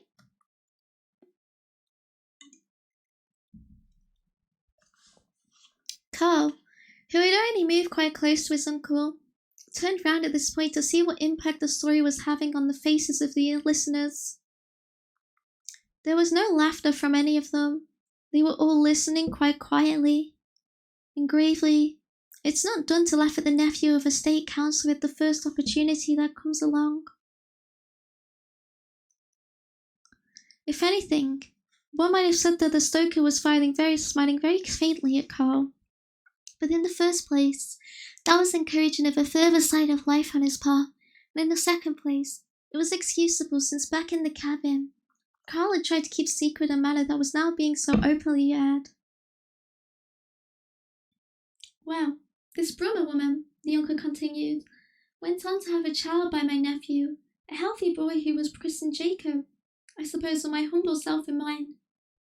Because even my nephew's no doubt passing references to me seem to have made a great impression on the girl. Just as well, too, let me say. For the parents, to avoid paying for the child's upkeep or to avoid being touched by the scandal themselves. I must state that I am not acquainted either with the laws of the place or with the circumstances of the parents, of whom all I have are 2 begging letters that they sent me a long time ago, to which I never replied, which I was careful to keep, which now constitute the only one-sided written communications between us in all these years. To resume them, the parents, to avoid scandal and paying maintenance, had their son, my dear nephew, transported to America with, as you may see, lamentably inadequate provision, thus leaving the boy, saving those miracles that still happen from time to time, and particularly here in America, entirely to his own devices, so he might easily have met his death in some dock-slide alleyway on his arrival, had not the maid written to me. Which letter, after lengthy detours, came into my possession only the day before yesterday, and acquainted me with the whole story, together with a personal description of my nephew, and very sensibly, also with the name of the ship on which he was travelling. Now, if it were my purpose at this point to entertain you, gentlemen, I may as well read out some choice passages from this letter. He pulled out his pocket 2 enormous, closely written pages and writhed them around. It would certainly make a hit, written as it is with a certain low, but always well-intentioned, cunning, and with a good deal of affection for the father of her child. But neither do I want to amuse her more than is necessary, nor do I want to injure any tender feelings possibly still entertained by my nephew, who may, if he cares to, read the letter for himself in the privacy of his own room, which already awaits him.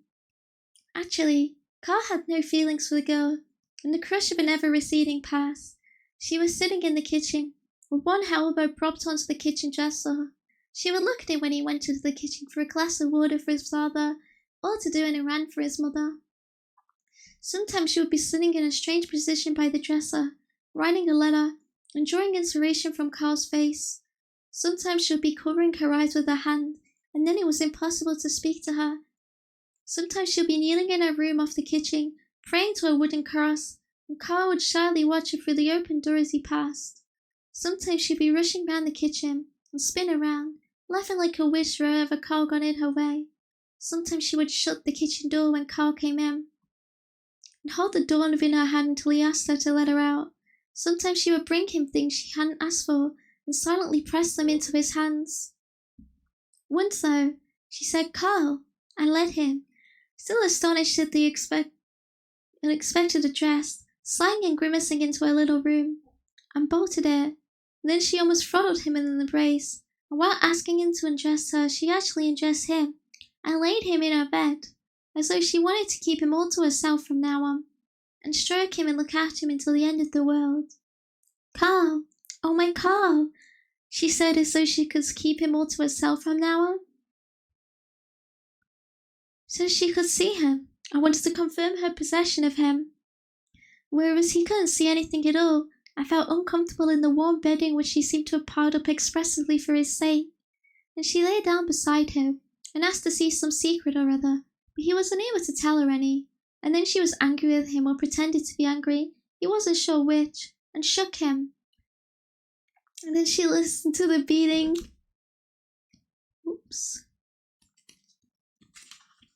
of his heart and offered him her breast for him to listen to, but Carl couldn't bring himself to do that. She pressed her naked belly against his, reached her hand down. It felt so disgusting that Carl's head and neck leapt down out of his pillows, down between his legs, pushed his belly against his a few times. He felt as though she were a part of him, and perhaps for that reason he felt seized by his shopping helplessness. He finally got to his own bed in tears, after many fond good nights from her. That had been all, yet the uncle had managed to turn into a big deal, so the cook had thought of him, and informed his uncle that he was arriving. Was nice of her, one day he'd like to pay her back. Oh, let me hydrate, thank you. Hell, I missed the feet. Did you realize there's so many hydrates already? It's fine. I remember to drink my water now at least. Did he just get diddled? I'm not sure.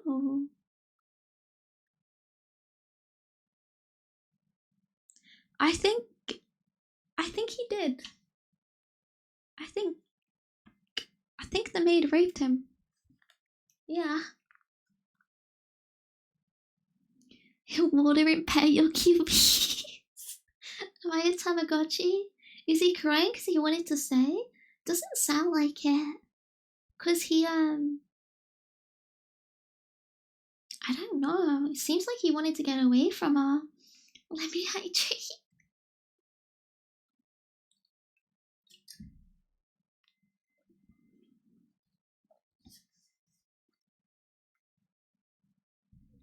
Because he had no interest in the woman? Yeah, I think he wasn't.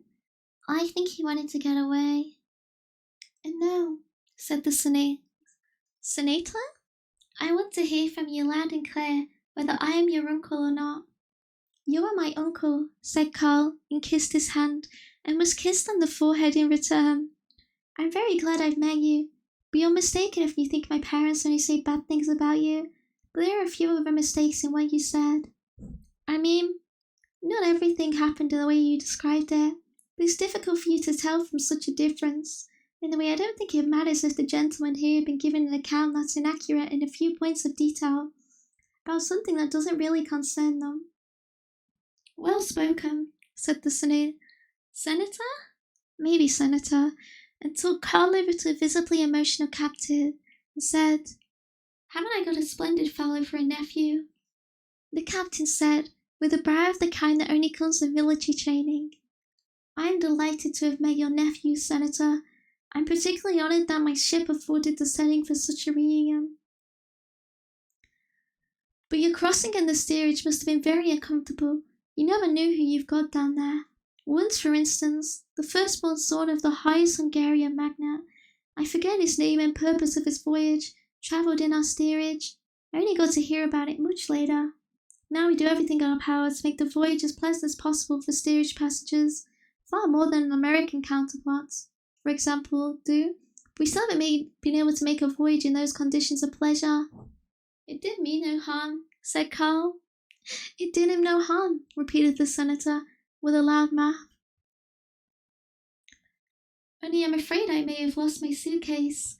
And with that, he suddenly remembered all that had taken place, and all that still remained to be done, and looked around at all those present, standing in silent respect and admiration and astonishment.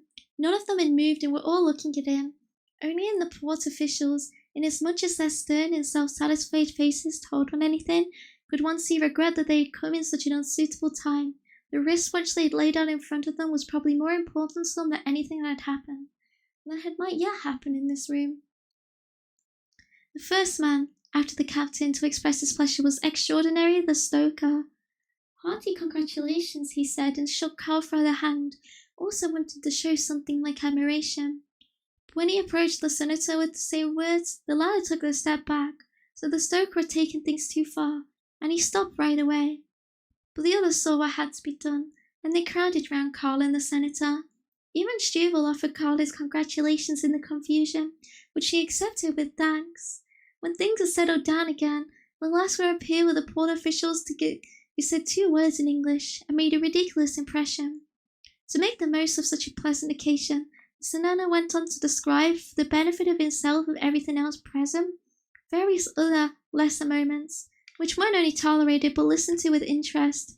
He pointed out, for instance, that he copied down in his notebook some of Carl's distinguishing features as they were described in the cook's letter, in case they should prove useful to him.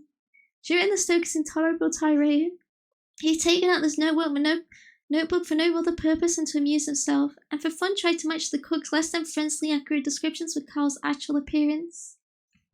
And so, a man some dear thing for which he has to be parted, his uncle the senator appeared at this time, and so gently pulled him away.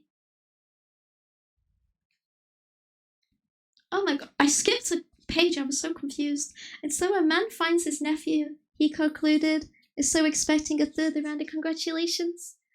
Am I being waterboarded? Let me hydrate. I think I am. I think this is CIA torture. Tamagotchi difficulties Kibi will be up there. What do you mean? I would be a great Tama. Can't believe this poor man lost his wizard powers. Absolutely disgusting. What an evil mate. When astute observation. I observed. Let me drink.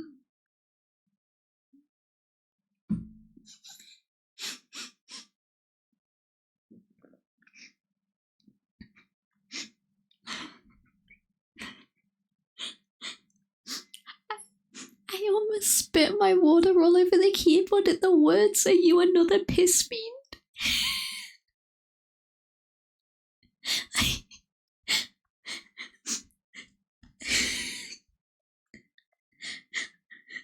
Almost disaster. Okay, I have 11 pages left of this story. They breathe like a red QV. I'm scared. There's so many of them. Let me try and get the last 11 of these done. What's gonna happen to the stoker now? Asked Carl, ignoring his uncle's latest story. It seemed to him that in his new position he was entitled to say what was on his mind. The stoker will get whatever he deserves, said the senator. Whatever the captain determines. But I'm sure the company will agree we've had enough. And that's more than enough of the stoker.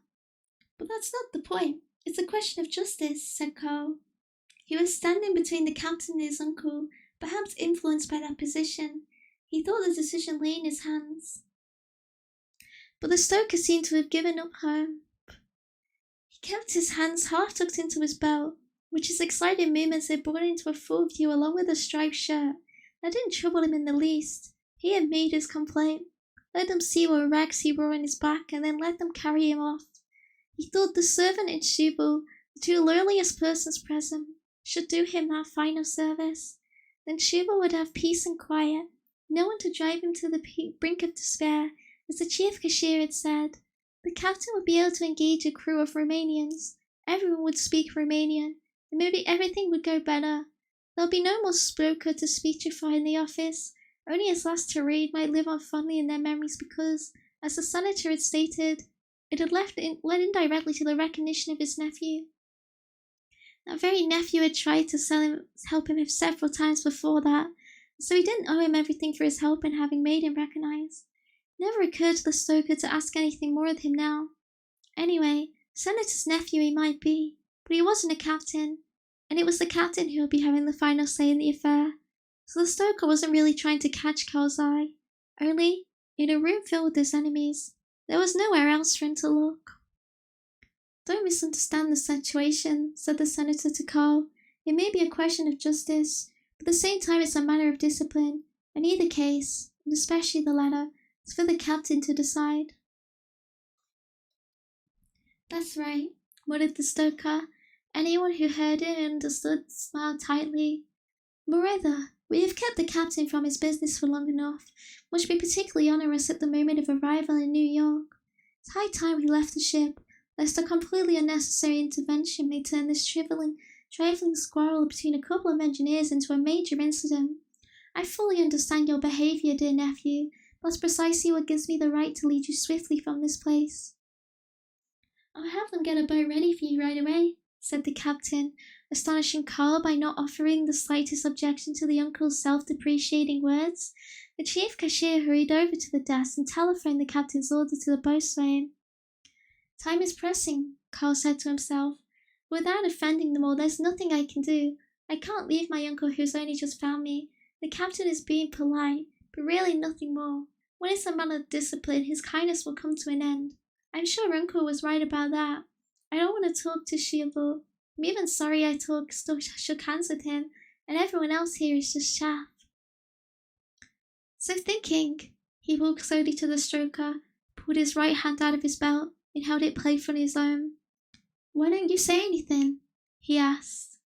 Why do you let them get away with it? The Stoker furrowed his brow, as though looking for words for what he wanted to say. He looked down at his hands and Carl's. You've suffered an injustice more than anyone else on the ship. I'm convinced of that. And Carl slipped his fingers back and forth between those of the Stoker. His eyes were shining and looking round as though feeling an inexpressible bliss, at the same time daring anyone to take it away from him. You must stand up for yourself. Say yes and no, otherwise people will never learn the truth. I want you to promise me to do that, because I'm very much afraid that soon I won't be able to help you anymore. Carl was crying as he kissed the Stoker's cracked and almost lifeless hand, holding it and pressing it to his cheek, like some dear thing from which he had to be parted.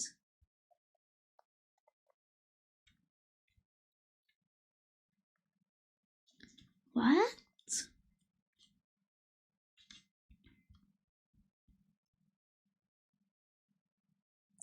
Oh, I misread. I only have 2 pages left. His uncle the senator appeared at his side and ever so gently pulled him away. The Stoker seems to put you under his spell, he said, and looked knowingly to the captain over Carl's head. You felt abandoned, then you found the Stoker, and you're showing your gratitude to him. It's all very laudable. Please, for my sake, don't overdo it, and learn to come to terms in your position. Outside the door there was a commotion, shouting. It even seemed as though someone was being viciously pushed against it. A rather wild-looking sailor came in, wearing a girl's apron. There's people outside, he said, pumping his elbows as though still in the crowd. Finally he came to his senses. He was about to salute the captain, when he noticed his girl's apron, tore it off, threw it on the ground, and said, That's disgusting. They've tied a girl's apron on me. Then he clicked his heels together and saluted. Someone stifled a laugh, but the captain said sternly, Enough of these hijinks. Who is it who's outside? They are my witnesses, said Jubal, stepping forward. I'd like to apologize for their behaviors. At the end of a long sea voyage, they sometimes get a little unruly. Call them in right away, ordered the captain, and turning quickly to the senator, he said kindly but briskly, Would you be so kind now, my dear senator, to take your nephew and follow the sailor who will escort you to your boat? I can't say what happiness and honor your personal acquaintance has brought me. I only wish I may have another opportunity of soon resuming our discussion of the American Navy. and then perhaps to be interrupted as pleasantly as we were today. One nephew's enough for me for the moment, said the uncle, laughing. And now please accept my thanks for your kindness, and farewell. It's by no means out of the question that we, he pressed Carl affectionately to himself, might spend a little longer in your company on the occasion of our next visit to Europe. I should be delighted, said the captain. The two gentlemen shook hands. Carl took the captain's hand quickly and slightly because he was then distracted by about 15 people who had been coming to the office, a little chastened but very noisily still under Schubel's leadership. The sailor asked the senator to let him go first, and cleared a way for him, and Carl passed quite easily through the crowd of bowing people. Oh, my book has a misprint. I paid 10 quid for this. Why is there a misprint? Half the words are like missing a letter. It seemed these cheerful souls thought the quarrel between Schubel and the stoker was a joke, or even the captain was being permitted to share. Among them, Carl spotted lying the kitchen maid, who winked merrily at him. She tied on the apron which the sailor had thrown down, because it was hers. I don't know what it is. It's like part of the letters haven't printed correctly on this page. How weird. It's like really small. I don't care. How weird though. With the sailor leading the way, they left the office and went out into a little passage, which after a few steps took them to a small door, after which a small short flight of steps led them down into the boat which had been prepared for them. The sailors in the boat, into which their escort left with a single bound, rose to salute them. The senator was just telling Carl to be careful as he climbed down, when Carl started sobbing violently on the top step. The senator took Carl's chin in his right hand, hooked him tight, and stroked him with his left hand. They went down together, one step at a time. In a tight embrace, got into the boat where the senator found Carl a good seat directly facing him. At the signal from the senator, the sailors pushed off from the ship, and straight away were rowing hard. Barely a few meters from the ship, Carl discovered to his surprise that they were facing the side of the ship where the head office looked down. All three windows were occupied by Schubel's witnesses, shouting goodbye and waving cheerfully. The uncle even waved back, and one sailor managed to blow a kiss without interrupting the rhythm of his rowing. It really was as though there was no stoker. Carl examined his uncle a little more closely. The knees were almost touching, and he wondered whether this man would ever be able to replace the stoker for him. The uncle avoided his eyes and looked out at the waves, which were wobbling around the boat. What? I didn't get anything from this. I feel like I was reading like Yodi Yali, and I'm like a 19th century Fujoshi right now. That's how I feel. That's how I feel. Means your book's a collector's like it? Oh my gosh, I'm excited. Also, that thing was so long. Alpha Real JP Fire, John Kran and Timman, thank you for the follow. I don't like saying them when I'm reading. I feel like it's like a little disruptive, but thank you. Thank you, thank you, thank you. Yeah, I couldn't follow along, honestly. Yeah, it's really long, and it's a little harder to follow, I feel like, when you're speaking it as well. But I'm lost. I don't know what was happening. He got groomed by a big man, then raped by a maid. No, he got raped by the maid, and then groomed by the big man, and then got kidnapped by his uncle. And he was like, God, I hope my uncle can replace the big man in my life for me. What did Kafka mean by this? Crazy to think when Kiwi was born, £10. No, I wasn't. Shut up. Me, try get through the hydrates. Do you think if I Googled it?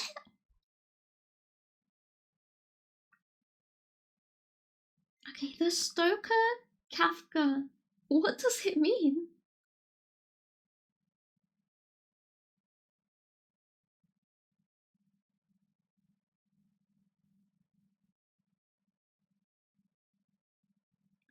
Oh, it's the first chapter of...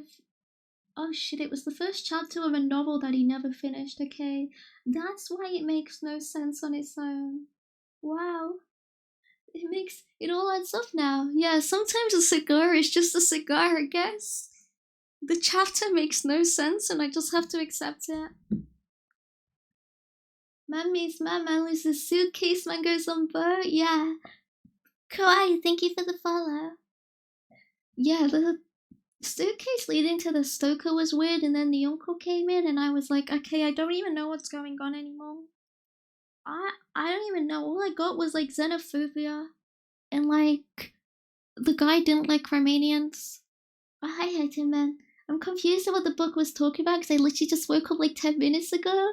Oh, fair enough. It's The Stoker by Kafka. That's what the book is. That's what the story is. I want to explain, but I don't know what it's on about either. Explained to be Kafka who gets married and finishes his arts. Did Kafka get... Are you not aware of Kafka's relationships with women?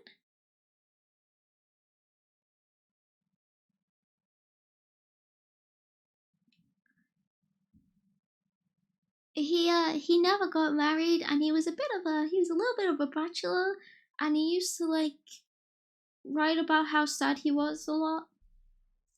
But he wrote a lot. There's a lot of stuff that got published, like his letters to Melena and stuff. Did I dissociate him? No, there was like the one guy. He was like, this guy who's my boss. He gives special treatments to Romanians, and he hates Germans like me. That's what he was chatting. Yeah, I inferred that from their writings. Yeah, I feel like it's pretty inferable, right?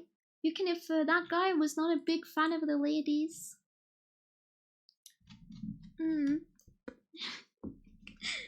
next book is Metamorphosis, but I'm like, okay, I'm on page 73 out of 228, and I feel like I'm not finishing it, so maybe I wait to read Metamorphosis, because Metamorphosis is fairly long. Was Kafka good looking? Go look him up and decide. Go make your own choices. Was he just so special that he couldn't get a woman? He got engaged to a lot of women. He just never married them.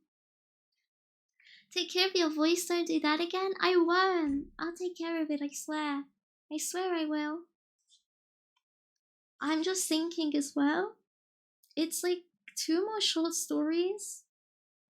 Wait, 2 more like long form stories, and then 2 more collections from like later on.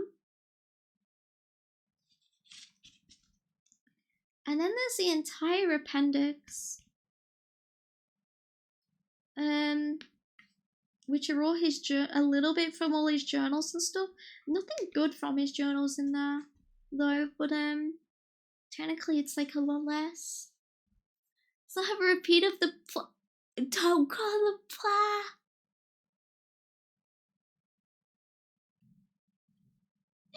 The Boja. No, I won't. I think this is a good place. It'll probably take me at least 3 streams to finish it. I think at like this pace. It takes a while. It takes so much longer to read when you read out loud, actually. It always shocks me how much faster it is reading in your head, because you can just speed. Because it's all the way up to 255 if I include his journals. When you read something where someone is a bachelor, it even means he's a right slutter and incel. I mean, I don't think he's like a bachelor in the case Oppenheimer was a bachelor for a short while. I think he's more of a bachelor in like he's mentally ill.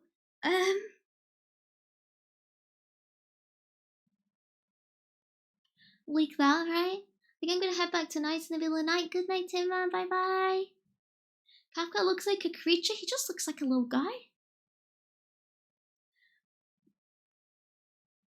But there was engagements. Any information as to why they broke up? I can't remember.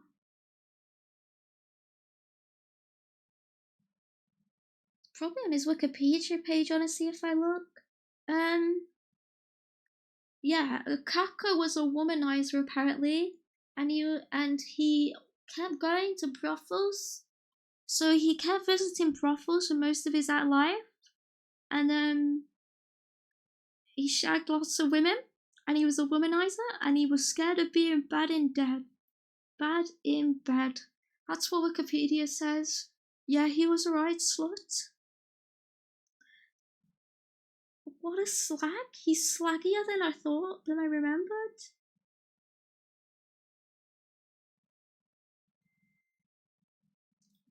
Typical man in the early 1900s. It's like Kiwi variety of bachelor. What do you mean? No way. Yeah, never got his wizard powers. Slagging got too much. I think both iterations had eye bags. So I think Kiwi was in the. What do you mean?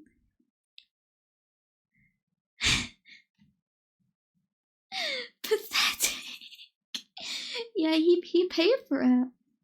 He was paying it all. But I don't know. He engaged.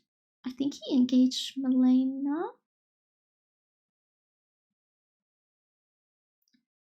But I don't want to Google it all off. And there was a couple other women, and like apparently they're putting him on blast in his Wikipedia page. They're like he's a right shagger, but he was also really shy and hated shagging. But why is this actually the case for like half the authors in the 1900s? Now you think about it, actually. Whoa. I think he was true to himself, not something I would do, but just yeah, he's just being himself. He's here to be himself, and that's it. Sounds like a big woman trying to keep her brother down.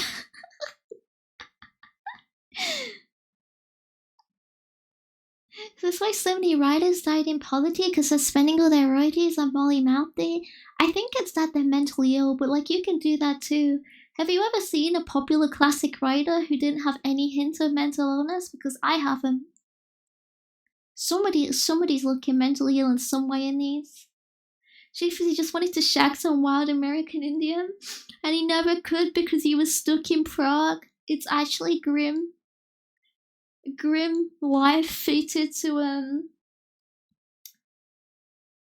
I actually don't know. When Prague was Austria-Hungary, was that Eastern Europe or Central Europe? Is it Central Europe still? I don't know what it was then. I feel like it's Central Europe now, right? So it's. Did they change it? I don't know. So the man was trying to bury his own insecurity, gives a little more context to judgment. Yeah, I think a lot of his works is maybe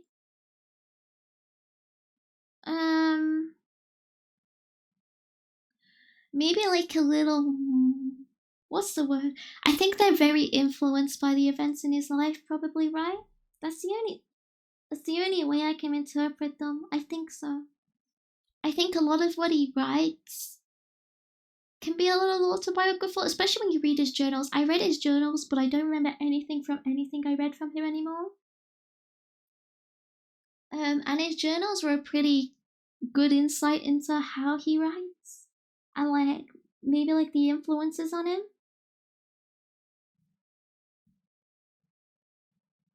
He's affected. What have they affected him with? Oh no.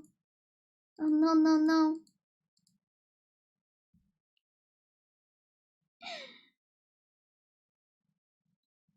I might. I might end soon though. Then who's live? Who's a liver? Are there any livers right now in the liver community?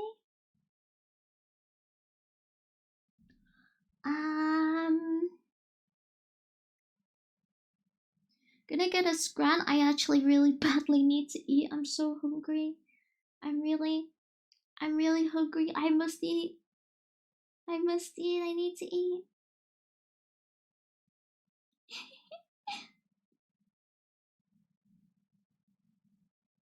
I want my breakfast. You have no mouth and you must eat. Whoa, so true. I agree. True and real.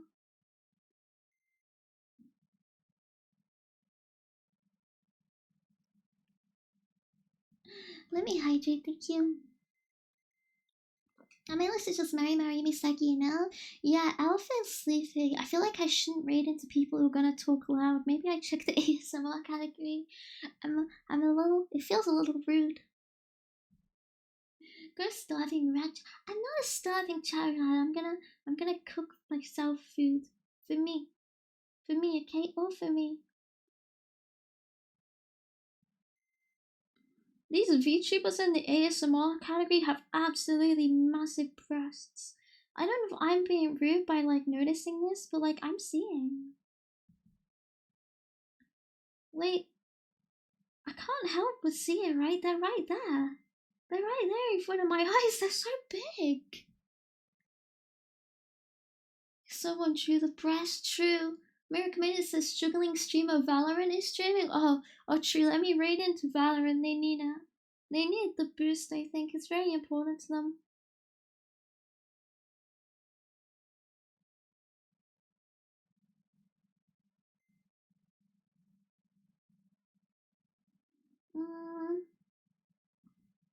Such Bazong is actually rude not to know this song. No, it's like my bad because like when I see the boobs, like I feel like I'm like objectifying women because I can't help but stare right at them, especially when the boobs bounce. I'm looking and I can't help it. I know I'm not meant to look at them, so it makes me want to look. I wanna see. I wanna see them. What am I meant to do but look? Would it be objectifying? Well, I'm noticing them, so it's fine. I I notice them lots.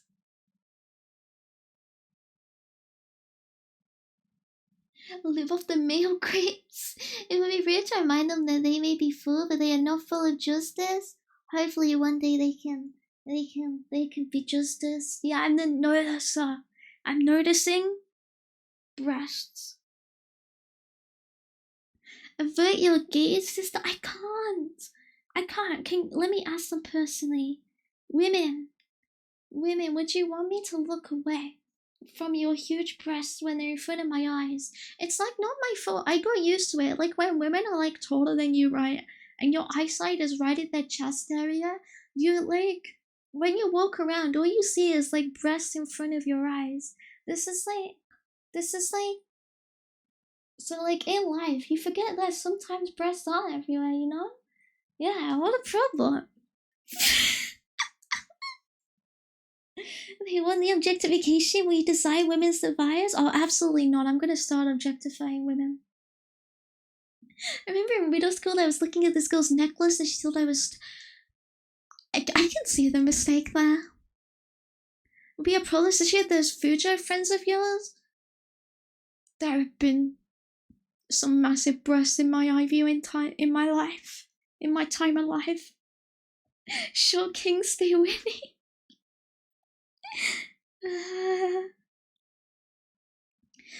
Why wear a necklace style? I don't know. I just don't know. Let me wait. I'm gonna read into the one I found. There's not that many people live, but I guess it's because the only people I've noticed live are like people from like U to C plus 2 time zone.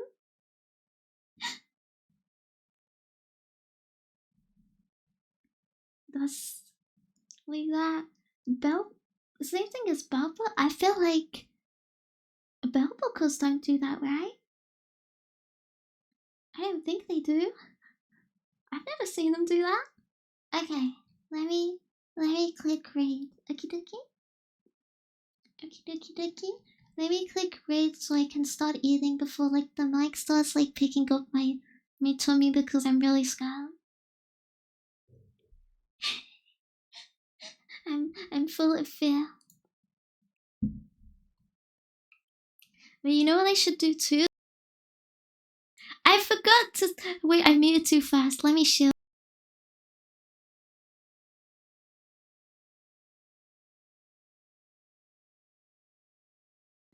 Whoa, you see that? Incredible. Incredible. It's too late. It's not too late. You didn't actually hear, right? Nobody actually heard, right? God, I hope not. I'm not gonna be malnourished. I'm gonna make a sandwich and then I need to go outside because I ran out of food. It's grim. There we go. There we go. Thank you guys for coming. I think I'll finish this.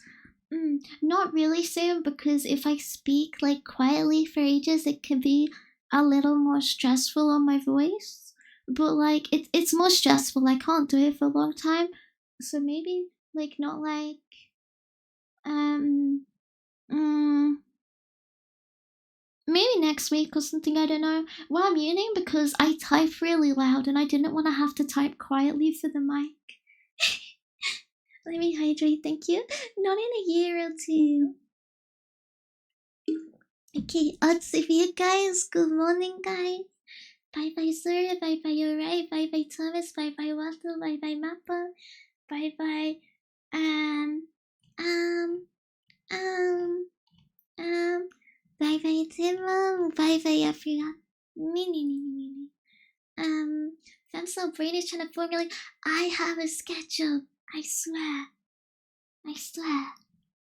I hope you're educated now on Kafka. Thank you.